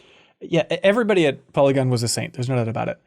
Is there a part of you that is relieved about the idea of just like being the editor-in-chief? You probably had to worry a lot about people's emotions. Yes, you don't even need to finish it. 100%. Are you kidding? Let me keep counting Management sucks. Do you want to know why managers get paid like however much more in like throughout history? Because it's the worst job on the planet. And if anybody voluntarily did it, that just wouldn't make sense. It's why, honestly, here's like some real talk. It's where I worry about independent publications, and I'm so very, very genuinely impressed with what happens here because somebody does have to like run a thing, and like it's not fun. Like it's not an enjoyable experience to run the thing. And very few people want to do that part of it. And yeah, for me, like right now, a number of folks have been like, oh, do you want to expand?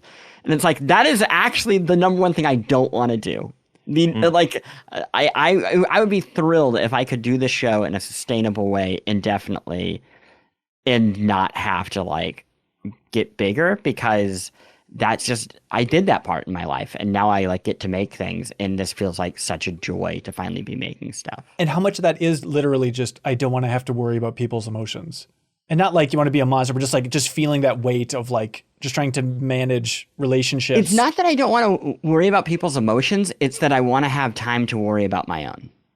Like selfishly, like I want to be able to make things, right? And I loved like the people who worked at Polygon are like the most amazing people, and some of them are still there, and they're doing so many things. And that's like the problem is like you wake up when you manage a team that big, and it's hard because of like where things ended up. But you wake up every day thinking like, this has to work because like their livelihood hinges on this. And like that's just like it's a rough weight to carry around. And on top of that, you want them to be happy being there, right? And feel like fulfilled. So on one hand, like that's the reward of it. It feels amazing when you're doing that. But then like on the other hand, like this is my therapy for the last 3 months, is being like, oh, wow, it sure does feel different when you're not carrying that responsibility every day. Right. Like it does feel like a relief. Yeah. Like I keep thinking about, Jeff Gerstmann, and him going solo and doing his whole thing. And maybe there was more of a motivation from the community for him to expand early on. And maybe he still wants to, I don't know. But like, I just keep thinking about that idea of like, oh, he could bring on more people if he wanted to. And I think I'm not reading the tea leaves too much, but like maybe it was just like Giant Bomb working with so many other people for so long. Maybe he's just like, I just don't want to connect. I don't want to be dependent on anybody else for a while. And he's just have connected. Right. Yeah. It is just a weird thing to be like these people who have just been in an office dynamic for so long, just to be like, I just need to sit in a box by myself. And I feel like I'm more productive. And again, I'm like trying not to make this too much puffery for you, because like you don't deserve that. You don't get this, but it's so cool in the indie space to have a place like this where I can show up and be like, oh, cool. I get to see cool people and like chat with them. And then I can go back into my little hovel and be like, and now I'm making an hour-long presentation on why there are too many video games part 2. It's a nice life. Yeah, that's nice. Coxtopher writes in and they say, what's your... They say, Coxtopher parentheses, please respect me and my name. It seems weird, Chris. I don't know why you laughed. Don't laugh. Yeah, they said, what's your favorite... It's a great name. It's good. What's your favorite game franchise with no objectively good entries whatsoever? I just think it's an interesting question of what is good. Because it kind of invites some real trolling. I know. Because if a game was a lasting franchise, that means it really connected with people. And the easy answer here would just be like Just Dance, right? Yep. Then you can be like, it's fun, but we all agree it's not good. But after you get past that, it starts to get pretty tough because you're going to have to pick something that brought a lot of people joy for a long time. I mean, I got it. Call of Duty. Final answer. There we go. Yeah. A lot of joy. I'm kidding. You better be, dude. That's not cool. 4 is barely propaganda. But only I was thinking maybe one for me is like Picross S. Because it's like, I love those games, but it's like, if someone was like, oh, which one should I play? I'm like, it doesn't matter. It does just whatever, like, as the most recent one. If you want to play some Picross, just get the Picross S game. Maybe don't get the Hatsune Miku one. I wouldn't recommend that one. But anything she does is perfect. No. Look, I was very excited to have a Hatsune Miku Picross with Hatsune Miku music. That was like, cool. I'm into that. But the sound effect of moving between, like, spaces, like when you press on the D-pad to move, it's bad and it's annoying. Like it's an annoying sound effect, and you can't have that in Picross. You cannot have the sound effect of moving between the grid be annoying. It's just like it's a death sentence. I never wanted this much misogyny on our podcast. We've really shattered those today. I found the real answer, y'all. Yeah. Educational games are gold mine here. Carmen Sandiego. Yeah. Ooh. Math Blaster. Number Munchers. Reader Rabbit. These are all games that I have very fond memories of. They are not good games. I think you're Carmen right. Sandiego maybe might have like that might be good, but the rest not so much. That would be kind of a fun series. I'm gonna write this down for New Show Plus. We just go back and play like Apple II Carmen Sandiego games because I have so much fond memories of them. But I'm curious to see if there's any redeeming quality of those games whatsoever. I was gonna the Magic School Bus games. Yeah.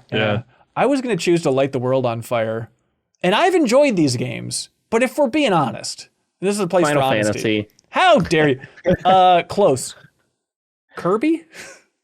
If we're I mean, look, Forgotten Lands, like there's good. Dreamlight is good.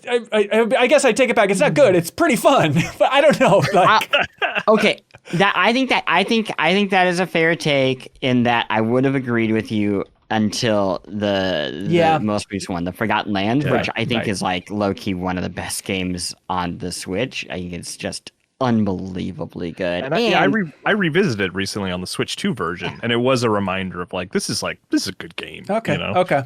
I stand down. It's funny because it almost feels like the opposite to me, where I'm like, every Kirby game, I'm like, that's a good game. I don't like it. It's like, I'm not having fun playing it, but I would never say it was poorly designed. That's the Yoshi games. Yeah. Where you're like, I'm sure this is great for a baby. Some stupid freaking baby Mario. Okay, controversial maybe. Less controversial. Dynasty Warriors? Like, I love Dynasty Warriors too. But sure. Like, I think that's a good one. I think Muso games in general might be a contender here. And then one that's so boring nobody will care about, but I'm like, I love these games, but realistically, let's be honest here. What about Capcom's 1942 series? Just for like a series that was going for a long time, but like, it's not a good game. Speaking of, right? They're they're fine shmup experiences. But if we're being honest, I don't know for the length of that series. But by the way, I was looking at the history of that series, by the way, which of course they call Capcom's 19XX series, which is funny because Mega Man X takes place. But it's weird, because Mega Man gets to be like a 20XX. It's just Capcom gets 2 years XX. Not a fake fan right here. But look at this entry. In 1996, I did not play this one. So it's like, okay, the series is like 1942, the 1943, the 1943 Kai, the 1941 Counterattack. And then in 1996, they released a game in the series called 19XX: The War Against Destiny, which sounds pretty sweet. And Going I feel after like, Bungie early on. I know. Anyways, there we go.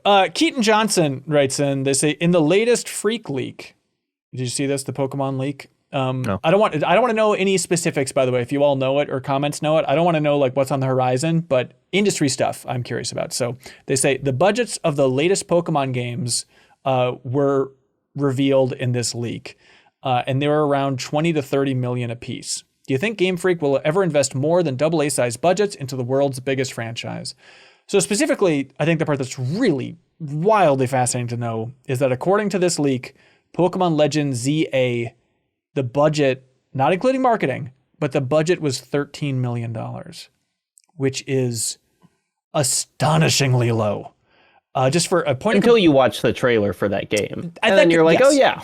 I think that's right. It's a combination, I think, of like salaries being lower for developers in Japan, and then just a smaller team overall. But like just for a point of comparison, thanks to the Insomniac leak, we know that the Spider-Man 2 was $315 million for the development budget. Miles Morales, the cross-gen smaller game, that was $156 million. And Pokemon Legends ZA, $13 million. Now, again, let me just keep dropping these numbers for you. Pokemon Legends Arceus, released a couple years ago, that eventually sold 15 million copies, which at $60... if it was $1 a copy, they would have made their money back. Yes, that's exactly right. So this is, napkin math. It's not fair, but that means that by and large, it made $750 million. And so for the game after that, the budget is $13 million. It's insane. I love this. Please. I love this not more because it raises the question of what are you prioritizing when you make a game? And it's not totally fair because Pokemon has the entire Pokemon legacy that is going to help move units no matter what. It's the biggest property in the world. But also, you should look at this and ask yourself, how am I competing in a market when my game cost 300x that of my competition that is handily beating me? Right. And like maybe that's not a good place to be, and maybe I need to rethink things quite a bit. The opposite, it is tricky because I know, I don't think it's public, but like Microsoft's budgets are rumored to be smaller than Sony budgets. Yeah. I think you can see that often in their games. But the question is like, what type of game are you making? And part of the problem with, I think, AAA games is this focus on very specific types of games that, I don't know, it's like a self-perpetuating cycle versus the Nintendo model, which is like, we are chasing out ideas, we are treating these like individualized toys, and we have a budget to make the new toy for this year. And we think you're going to enjoy it. And I think, weirdly, that is a more appealing strategy than the we're just going to keep putting more and more dollars behind the same thing over and over again. I mean, I agree with you in principle. My question is, and I am not a Pokemon game player, and so I genuinely don't know this. Like, is that what the Pokemon games are doing? Because it doesn't feel from an outside observer that they are finding a new toy to play with. It seems like, you know, from discussions on the MinnMax show, it's you know, Haley and Sarah and everyone being like, I'm mad at this. It's not what I want. Of course I'm going to buy it. It's not good, but I'm buying it. You know, like that feels like what the conversations about Pokemon are. That's a great point. But what's weird is it's kind of like the Switch Xbox handheld thing that we were talking about, which is, where is the competition? Like, again, everybody else is making infinite action games. They're making more first-person shooters. They're going off of free-to-play. Sony and Microsoft have not made a Pokemon-style game. Pal World on Game Pass got a big push, you know, like is the closest. Which one? Pal World on Game Pass. You know, they're hey, let's be careful. It's nothing like Pokemon. Oh, I'm sorry. I don't know why I would confuse that. Yeah. I mean, weirdly, and it's not a Pokemon style game. Like, it has Pokemon in it. Yeah. But it's not like, you don't look at those games and are like, I'm doing the same thing in these. Well, in the trailers, it does seem that way, but the gameplay, not so much. Yeah. Yeah. Yeah, but I guess my point is less about Pokemon and more about like what Nintendo is doing in general, which is, I think it's safe to read that their budgets are lower than anybody else's, and yet they do okay. They do okay, but I think this is also, it's important to remember that this is not proper Nintendo here. That Game Freak is an independent developer. You know, Kyle and I have visited a couple times here, and like they very much see themselves as an independent developer, grassroots, making video game zines, you know, like they see themselves as this external force that wants to have small teams, you know? And so if they're making that much money from the games, it's going back into the Pokemon company at large. It's not as clean of a thing of this developer who's independent is making $750 million. Then they're choosing to only put a $13 million budget into the next game. Like, it is part of this larger ecosystem that Game Freak is being throttled with, I think partly by their own volition, right? But it's an odd one.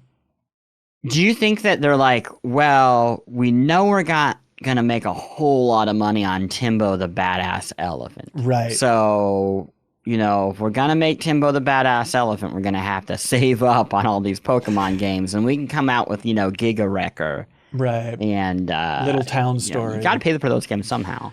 It is weird. Remember where they're making that like AAA looking game, or like what was the name of that again? Pop quiz, everybody. What was it? Gosh, it does. That's one of those Reincarnation. games. Reincarnation? Yes. Was that Beast Reincarnation? Yeah. It's so far from a Game Freak game. It's like crazy. Right. Never would have guessed that was Game Freak. Yeah. Yeah, and the publisher is now Fictions, but that was the one that. What didn't that start with being the? Oh, what is the Take-Two indie label that went down in flames? Why am I blanking? Oh yeah, Private.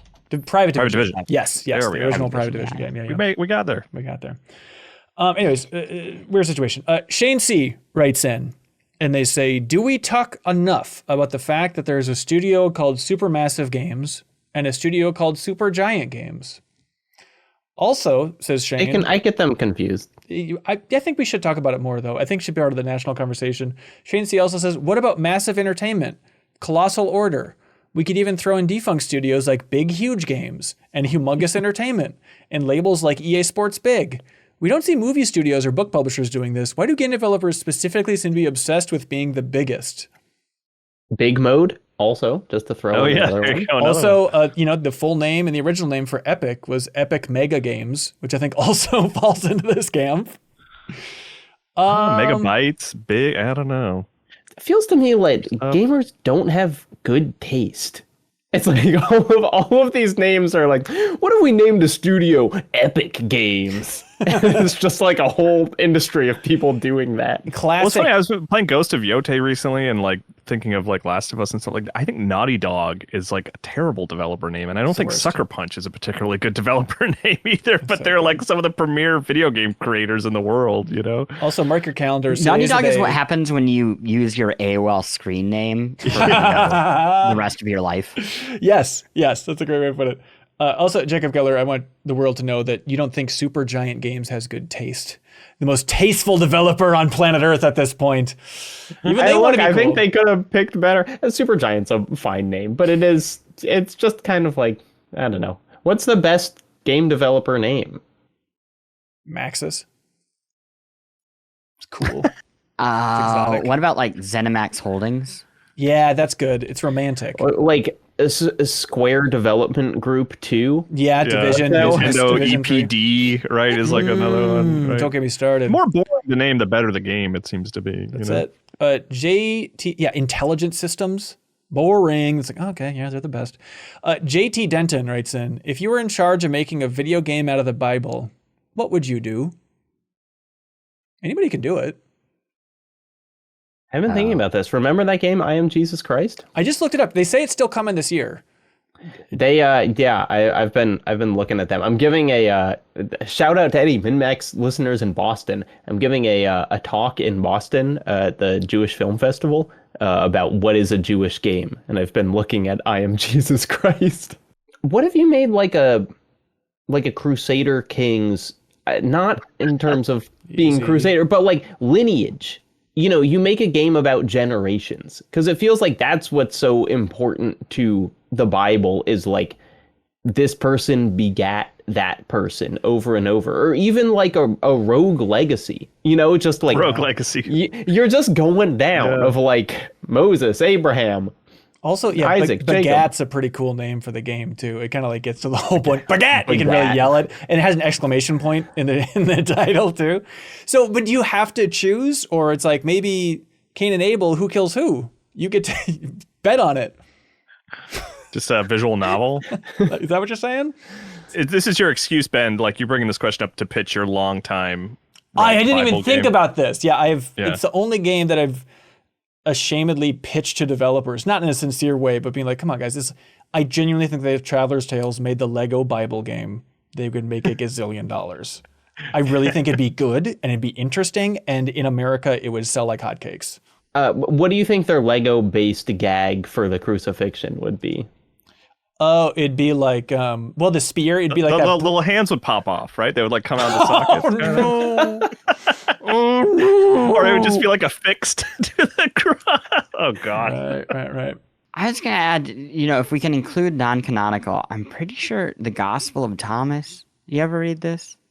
It's been a long time since I read the Gospel of Thomas. We got time. But it's like Gospel of Thomas. Thank you.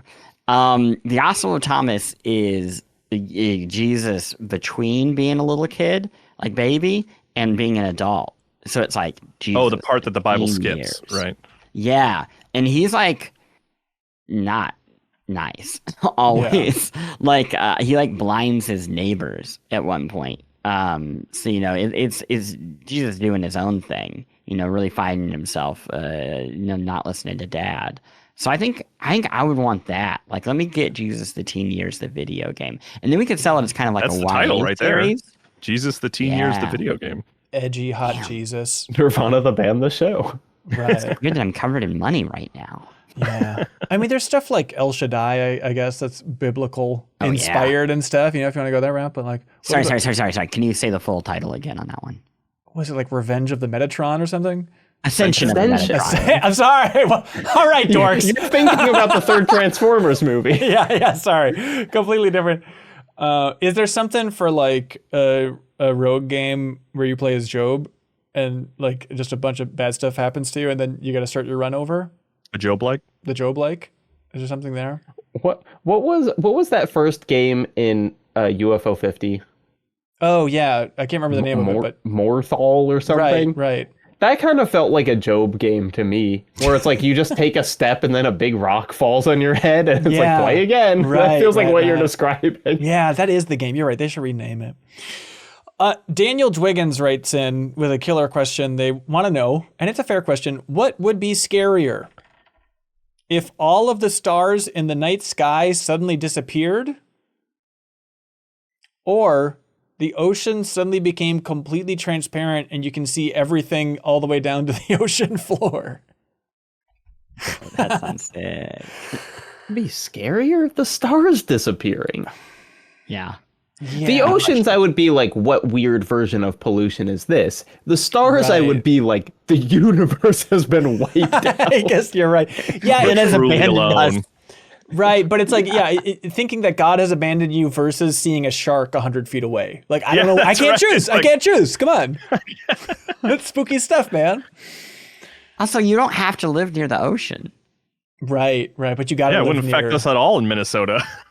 Yeah, that's true. But maybe like all bodies of water. In any way. I don't think I want to see what's in that water. You want to see what's in the Mississippi when you're taking your evening swim, Kyle? I don't think so. Absolutely. I don't think so. I want to see. Channing Tatum. Chris, you got to stop thinking about it. We're moving on. I see your brain starting to collapse in on it. No, actually, I was already thinking about Channing Tatum, so don't worry about that. Good. That was... Channing Tatum writes in, they say, members of games media outlets sometimes say they don't want a sequel to a game. Instead, they want a studio to develop something new. It seems like that view is at odds with how many casual game fans feel. Why do you think there's that discrepancy between the two groups? No discrepancy. Everybody wants good video games. The only difference is that the ability to know what is good is different. If you work in the field, you are having to you have to consume. You have to try as many things as possible. You have to go through a whole bunch of junk.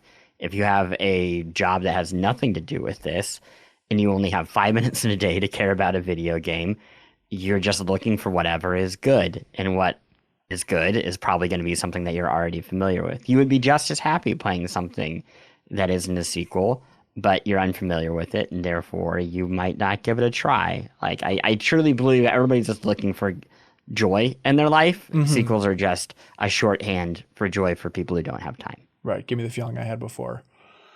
Yeah. I wonder. Yeah, I mean, it's just easier to be outwardly excited about a sequel just in general than it is for something entirely new, you know? Yeah. You have to because it's always going to be hesitant. I mean, you think about the first time we saw Claire Obscure and we're like, well, that looks cool, but I don't know. We'll see, you know? And then it's like we finally got our hands on it. We're like, oh, yeah, this is fantastic. Yeah. Where it's easier to be like, oh, the sequel to that thing I like? Yeah, I'm excited for that, you know? It's just easier to be publicly excited. Yeah. Final Sin writes in, I love this question. They say, what game do you think has the most misleading name as to what the game actually is? And I'd love to hear people's comments. Send us a Blue Sky post or please in the YouTube comments. Yeah, what do you think has the most misleading name as to what the game actually is? Please. I was always I don't know if this quite answers the question, but I was always, as a kid, like at Blockbuster and stuff, I was always confused and fascinated by the name Resident Evil. That's interesting. I was always like, what does that mean? Like, it's like a house? There's like a scary thing in a house, which I guess was what Resident Evil was, the first one in the mansion. Right, that's the idea. But I just those two words together just always were odd to me. But now it's like, well, of course, it's Resident Evil. Like, what else? I know what it is. We all know that it could mean either a third-person shooter or, a spooky mansion game. I mean, horror stuff is its own thing, like Silent Hill. If I really think about that too long, that's the dumbest freaking name I've ever heard in my life. All hills are silent. Yeah. Before I give the winning answer, I just want to know, where should I go to collect the award? Hey, Chris, I want you to know that I have, with a freaking bullet, the correct answer. And I would That's really funny because your answer isn't salamander, and salamander is the right answer. What is salamander? Google salamander and then tell me if I am right. I'm Googling salamander. Salamander. But the shmup? Yeah. Okay. That is not a game about fish. Wait, a salamander There is a reptile, isn't a fish. Wait, a salamander's a lizard. Yeah. Sorry, that is not a game about reptiles. Or an amphibian or whatever. It's like the box art for the game has a snake on it, but then you play as a spaceship.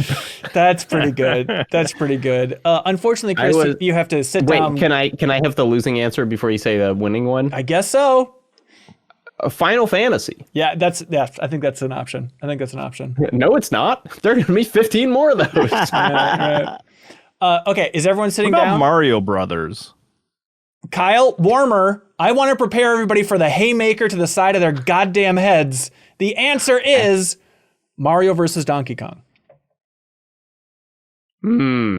Okay. No, it's not. What? And I'm saying that's the title of the game. I'm saying the game is not Mario versus Donkey Kong. You think that's going to be some fighting game? Some more Smash? like Tyson in the ring, and then Ben just came out and was like, "Okay, get ready, Tyson." To be clear, I think he's right. I'm saying the game. If someone said you're going to play Mario versus Donkey Kong, I would say, no, I'm not. I'm playing a game where I'm swinging from a pegboard for some reason. And then picking up a key slowly and walking it to a door that falls. Okay. I know what I mean? I see it. Okay. Yeah. Hey, You do not Salamander's fight good Donkey too. Kong Salamander, in that game. that's a nice punch, but unfortunately you are the Tyson and I am the Jake Paul. There's no good way to put that. I take it back.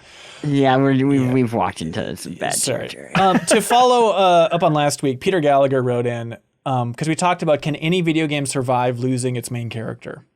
Can any franchise withstand that? And we're going through a bunch of options. Peter Gallagher writes in, says, I think a video game franchise that would not work without its main character is Tetris, without the Tetris shapes. I mean, it's a blurry one, but we'll accept it. Unfortunately, the people in the comments last week, I think, hit the correct answer for that, which is Tomb Raider. Tomb Raider is the one franchise that without Lara Croft, it is beyond moot. Every other franchise could possibly sustain the hit except for Tomb Raider. I think that's right. Yeah. I think Angel of Darkness had a second playable character, and even people did not like that at all. Yeah. And it's like considered one of the worst Tomb Raider games. I'm angry thinking about it. Yeah, it's funny because it's like you could, and they have, like, you could change Lara Croft significantly. You know, like you could change her more than you could change Mario. But if there is not a character named Lara Croft who's leading the game, I just don't care. Like, what purpose does that series have? Yeah. Yeah. What if? Good answer. What if? Just follow me on this whole. Okay.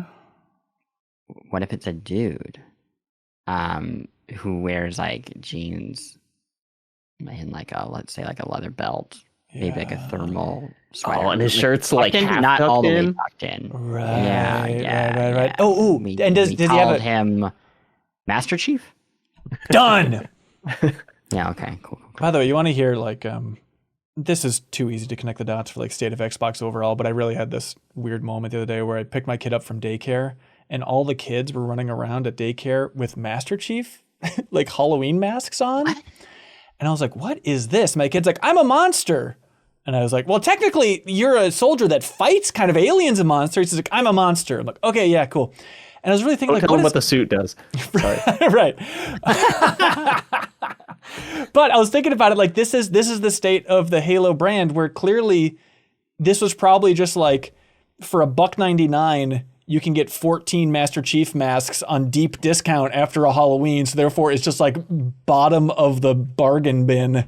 Here you go, kids. Before a Halloween. Exactly. Yeah. Exactly. It's like sounds like an ideal situation for promotion, but secretly it's the curse. Gabe Brandolino says, let's play, everybody. Is this a real song composed by Michael Giacchino or not? All right, these are songs composed by the famous film composer Michael Giacchino, also video game composer, of course, from Lost World, Jurassic Park, and PlayStation 1. A fantastic score from Giacchino. And The Incredibles and all of his other greatest hits. Okay, did he compose a song for Medal of Honor that was just called Medal of Honor? Can we? This is confusing. Like what? Like are we talking like PlayStation 1? Or are we talking The about original like one, right? Yes. Did he compose a song called Medal of Honor? Yes, he did. It was for the game called Medal of Honor. That was just a warm up. All right, now try and guess. Did he ever make a song that he called End Shreddits? Yes. Can you guess what it was for? It's a very special one for him. It's a skateboarding game of some kind. No, the Medal of Honor. That's right. No, the only film he directed, which is Werewolf by Night, that Marvel TV thing, which wasn't bad. It wasn't bad. Let's see. Oh my God. Did he make a song called Gestapo Making Sense? Yes. I mean, who's coming up with man. that? If not, it's not real. That's the name of a track for Jojo Rabbit. He called it Gestapo Making Sense. Did he? It feels about right for that movie, honestly. Yeah. Anybody read that book? No. It's a very serious Oh, book, man. right? Like, the book's like... The book is not like the movie at all. It is, I read the whole thing, and by the final page, I was like, oh, so it's not going to get funny. Okay. Not a single laugh. Any second now. Did he make a song called Highway to the Anger Zone? No. Yes. It's all just yes. Yeah, he did. That's a song in The Batman. The Batman has a song in it called Highway to the Anger Zone. The most gritty, somber Batman that exists has the dumbest name on the soundtrack. Have you ever... there was the Ninja Turtles movie recently that Reznor did the soundtrack for. Yeah. If you go and look at the song titles for the soundtrack, which is a very good soundtrack, and it's all just like stuff that was clearly like, we're going to change this later. Right. Like, it's like the name of the song is like reptiles doing stupid shit in the city. Like, that's like what like the names of the songs are. It's that's probably what Giacchino. And he's like, I don't know, it's something stupid. Yeah, I guess I'll change it later. Oh, you already published the soundtrack on Spotify? You think it's funny to have that out there? Well, there you go. While we're talking about Reznor soundtracks, I also like all of the names to the Watchmen TV show. The soundtracks are there. It's all caps. And they're just called things like None with a Motherfucking Gun. Cool. Perfect. Yeah, why not? No one's going to dig into this stuff. Just make it as obnoxious as possible. All right, Chris Plante, what do you like for a question of the week? Oh, man. I don't know. They were all so good. It's always the conundrum. I think that one of like the one that you won with the Mario versus Donkey Kong. I think that's a good one. And you admit that I won? Yeah, this time. Wow, Final This Sin. time. Congratulations. You just won, of course, the prize from I Am 8-Bit, which, of course, was Neon White on PS5. And now it's time for a segment we like to call Get a Load of This.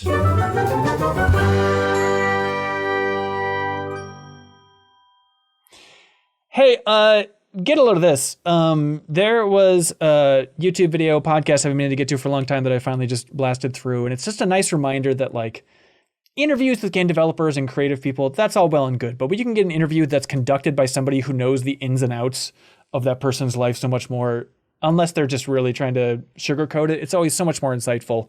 And so David Jaffe on his YouTube channel had an interview with Shuhei Yoshida. And it's just 2 hours of those two talking and talk about like important figures in each other's lives, right? But there's just some good inside PlayStation baseball stuff that's buried in there. You know, like David Jaffe talks about how Paint It Black, having that song for the credits theme of Twisted Metal Black, cost $100,000 to license back in the day, and everyone thought he was nuts. But it's like, yeah, it turns out that I think that was really important for that game in the end. But the most interesting part is there's a lot of like, from David Jaffe's point of view, a lot of complaining about Sony PR, believe it or not, just how tight they are.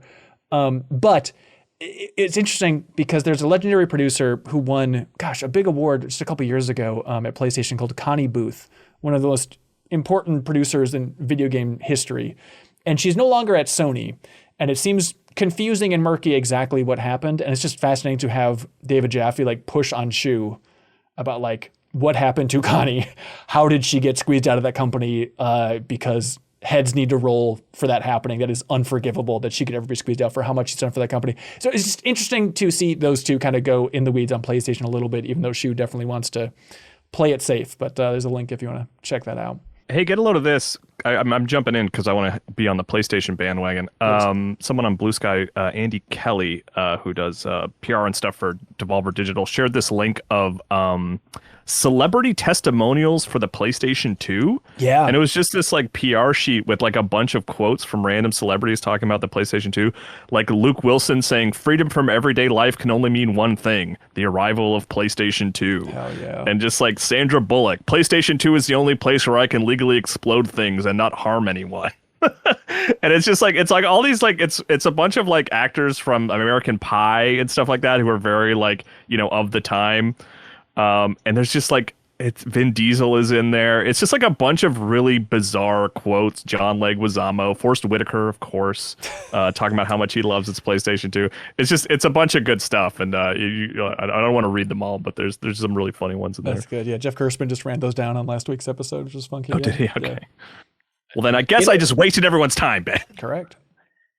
Get a load of this, also on the PlayStation train, and kind of early 2000s movies. Matt Leone has a new website called Design Room, and the first thing on there is a 10,000 plus word oral history of Shadow of the Colossus, which is really well done, and just like has interviews with everyone that you would want, lots of like translations of things. I mean, it's got like, you know, as well as all the original creators, it's got like Sean Layton talking about stuff. It's cool. But a bit from the beginning that I found interesting is there's an early promo video for Shadow of the Colossus that they actually released on DVD like a while ago when it was still a multiplayer game where it would have four people chasing down a Colossus. And they said that when they originally showed that, the temp track that they were using was Danny Elfman's score to Sam Raimi's Spider-Man movie. And then there's a link in the article to a fan recreating that, and you can watch this early Shadow of the Colossus promo with Spider-Man music, and it's awesome. Like, you see why they used the track. You're like, this works. That's so funny. That's right. And then it was like, I love that they were already like, well, we've used the Spider-Man movie's font for our logo. right. What else can we get out of this thing? Yeah. And then Last Guardian was like the Miller's Crossing theme, I think, for like that promotional video. Yeah. So it's nice he's just pulling from other movies. It's true. Yeah, it's weird. It's so cool. So much of that article is Fumito Ueda being like, I was trying to make a big hit. You know, like he was like, I was trying to make a commercially viable game. You artsy hack. Jacob took my thing, but I will also add to it. Chris. It's okay. It's okay because Jacob and I have recorded an episode of Post Games that you can listen to in like the next week or two about Shadow of the Colossus. So you'll want to check that out. And I'll be talking more about the Matt Leone stuff there too. But it was a really great conversation. I had so much fun doing that. But my get a load of this is, hey, it is the holiday season. And by holiday, I mean Halloween up until the end of the year, which is a great time to support your local movie theater, like indie movie theater. This is the time of the year where you have no excuse but to go check out awesome stuff, because all the cool indie movies that you heard about at Cannes and at Sundance and at the New York Film Festival, they're all coming out now. You can go see them. Plus, this is the time of the year where if you don't like that artsy stuff, you just like to go see slashers or you like to go see Christmas movies, they're going to be playing at a place like that. So you should go check it out. I have one that I always plug, the Frida Cinema in downtown Santa Ana. You should come and check it out with us. I would be happy to have you there. If you message me specifically, I'll even get you a free ticket. That's a deal I will be willing to make. Jesus. But you should go to your local theater wherever, because I would say they need your help, but the reality is like their local theaters are having a moment. People are realizing that these are great places to be. And if you're looking for that, third space in your life, it is a great option. There we go. Links below. We have a Discord that you get access to if you support MinnMax on Patreon. And there's a channel that's delightful where it just shares all interesting links all day, every day. It's the greatest, cleanest news feed you could expect. Not algorithmically driven, Jacob Geller, like the rest of your damn life. But Wendigo Giant shared a link in there for a short little YouTube video, a YouTube short, some would say. And it's just a little clip of the audio mixer at SNL, who is retiring after 40 years, but it's just him walking through the booth. And it's just a small thing, but I never would have guessed it. But the audience mic for SNL, he has it on a pedal. And it's just been for 40 years. That's how he does it, where if he needs to like raise and lower the audio for the audience for when they're laughing, he just has a little pedal on the ground that he can ride throughout the show when he knows there's going to be a reaction. It's like, yeah, of course it has to be that way. I just never think of it. I would love to see just like a full 90-minute recording yes. of like just his hands doing stuff. It would be the most impressive thing in the world. Yeah, I went back and watched at SNL's 50th. I don't know if you guys watched it, but they had that really long audience Q&A where it's like, how many celebrities can we cram into this 10-minute sequence where they all ask a question? And it just jumps around between dozens of huge celebrities. And of course, like the top comment on that video is like, I cannot fathom how they handled the audio for this. Like to have that many audio mics that you have to ride live, it is certainly an unsung hero of that entire show. But that is it, everybody. Thanks so much for watching, listening, sharing this episode of the MinnMax Show. We got a bunch of stuff happening. First and foremost is the Give to the Max charity stream happening this Saturday. You can go to bit.ly/MinnMaxGives. There's a link there if you want to donate directly. If you donate any amount, include the consoles that you own, and you're in the running to get a game code. We literally have hundreds and hundreds of game codes to give away. So if you donate any amount, even right now, you're in the running to win a game code. Otherwise, you can tune in live, and we have a bunch of other incentives. We're going to be rotating through guests and segments, all that fun stuff, charity auctions at the top of every hour. Otherwise, other stuff here, New Show Plus on Tuesday, of course, or on Wednesday, sorry, that went up on YouTube, and it's Jacob Geller indoctrinating me into the world of Letterboxd, where I was never a Letterboxd person, but I made an account and we went through, and turns out, Jacob, it's kind of fun to talk about and review movies, and that's the evidence of that episode. Chris, you have a cameo in that episode because Ben excitedly learns that Psych Odyssey is on Letterboxd, and then we go there, and your review is like the top review on Psych Odyssey. Yeah. Nice. I love it. And you said Tim Schafer should have been funnier, 1 star? It was really out of character, man. Fun fact, that Letterboxd review also, they reached out to me to write the intro to their Blu-ray version. Oh, awesome. So which Ben and I both have. Yeah. I can see that somebody didn't read. No. But okay, no big deal. But yeah, that's on YouTube right now, and also in the bonus podcast feed. Also in that bonus podcast feed is the ad-free version of the new episode of Pew Pew Bang, but it's also in the standalone podcast feed and up on YouTube if you want to check that out. It's all about cozy games. It's a super fun episode. Check it out, please. And if you're at the $5 tier on Patreon, where you get access to bonus pod, a bunch of other fun stuff, there is the extended version of that Pew Pew Bang that has kind of a pre-show segment called Sarah's Loaded Gun, where it's absurd questions, hypothetical questions from Sarah Podzorski. And this week's is truly deranged. And it ends with Haley McLean's boyfriend, lovely, wonderful boyfriend, Michael, coming in. And I like supernatural stuff. I'm a skeptical person, but I like hearing people's stories. This is the only like ghost story I've ever heard in my life where I said, shut up, that did not happen, multiple times while listening. It is the most outrageous supernatural claim I've ever heard in my life. So that's in the Patreon exclusive version of PPU Bang. If you want to directly support that show, that's an option for you. Otherwise, we have the new episode of Max Settings with Leo and Haley playing Battlefield 6 through NVIDIA there. That is up on MinnMax's YouTube channel. And then also, we are doing streams throughout the month of October here every Thursday. So another one's coming up here today. If you're watching, listening to the show right away, you can tune in and watch Jeff Lim's stream Ball Pit live. But otherwise, the rest of the month, every Thursday, you can tune in live on Twitch and watch us stream through GeForce Now. It's all GeForce Now streams. So shout out to them for partnering with us on this whole thing. It's been nice to... It's like I've obviously heard about GeForce Now for so long. I just never really checked it out. And I understand... grain of salt here, we are being paid, but it is just like, oh, it's nice just to have an excuse to like dive into that library and see like, how does this tech actually work? And I didn't realize that it was like, that it tied directly into your Steam library, your Epic account, Ubisoft, whatever. And it's not that it's a whole separate system you need to like buy the game for in GeForce Now.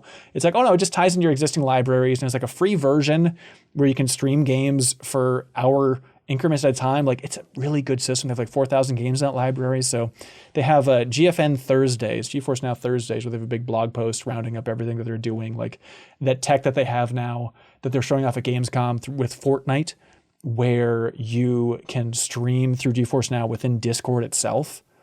It's really cool, funky tech there. So tune in live, or you can watch the archive on MinnMax's Stream Archives channel for our GeForce Now streams throughout Thursday. But, also there's a new episode of our AFI podcast, of course, A Fire Inside Out. If you want to hear for an hour and a half, us in the studio unpacking the band AFI's new album, which is a really fun time. So you can check that out in the standalone podcast feed or on YouTube for MinnMax here. But Chris Plante, thank you for being here, sir. Thank you so much for having me. This is a real treat. Yeah, it's an honor. What would you like to plug? If you could point people one direction or two or three, where would you like to point them? Yeah, I mean, the big one is go check out my podcast. It's called Post Games. It's just an hour or so of your week, but I promise you'll learn something new. Each episode is about a new topic. Right now, we are talking about too many games. After this, we have Jacob and I talking about the history of Shadow of the Colossus and its connection to his life and his career. And then, I'm not going to spoil it here. I'm doing a thing for the Halloween episode that I think people will want to hear. Originally, I was like, I'm going to write a fictional story. I'm still going to do maybe something like that. But I have an interview with, no joke, the creator of the scariest video game released this year. Like, truly the scariest video game released this year. And I'm very excited for people to hear this because it's not what you expect and it's profoundly upsetting. So can't wait to share that with people. Is it going to be like Grow a Garden or some twist where it's like, what? It's like the second you see it, you're like, oh no. Oh, good. This is the scariest video game of the year. Awesome. Well, congratulations on the podcast so far. It's been super fun to listen to. So all the success there. Subscribe to Post Games. Check it out, everybody. It's quite good. But hey, that's it for this episode of the MinnMax Show. Thanks so much, everybody. Remember, if you want to help support this entire thing, jump in before Monday on Patreon at even that $2 tier, and we'll DM you a Steam code for Promise Mascot Agency. A nice boost for supporting us directly. But that is it. Thanks so much, everybody. Until next time, be good, have fun, let's go.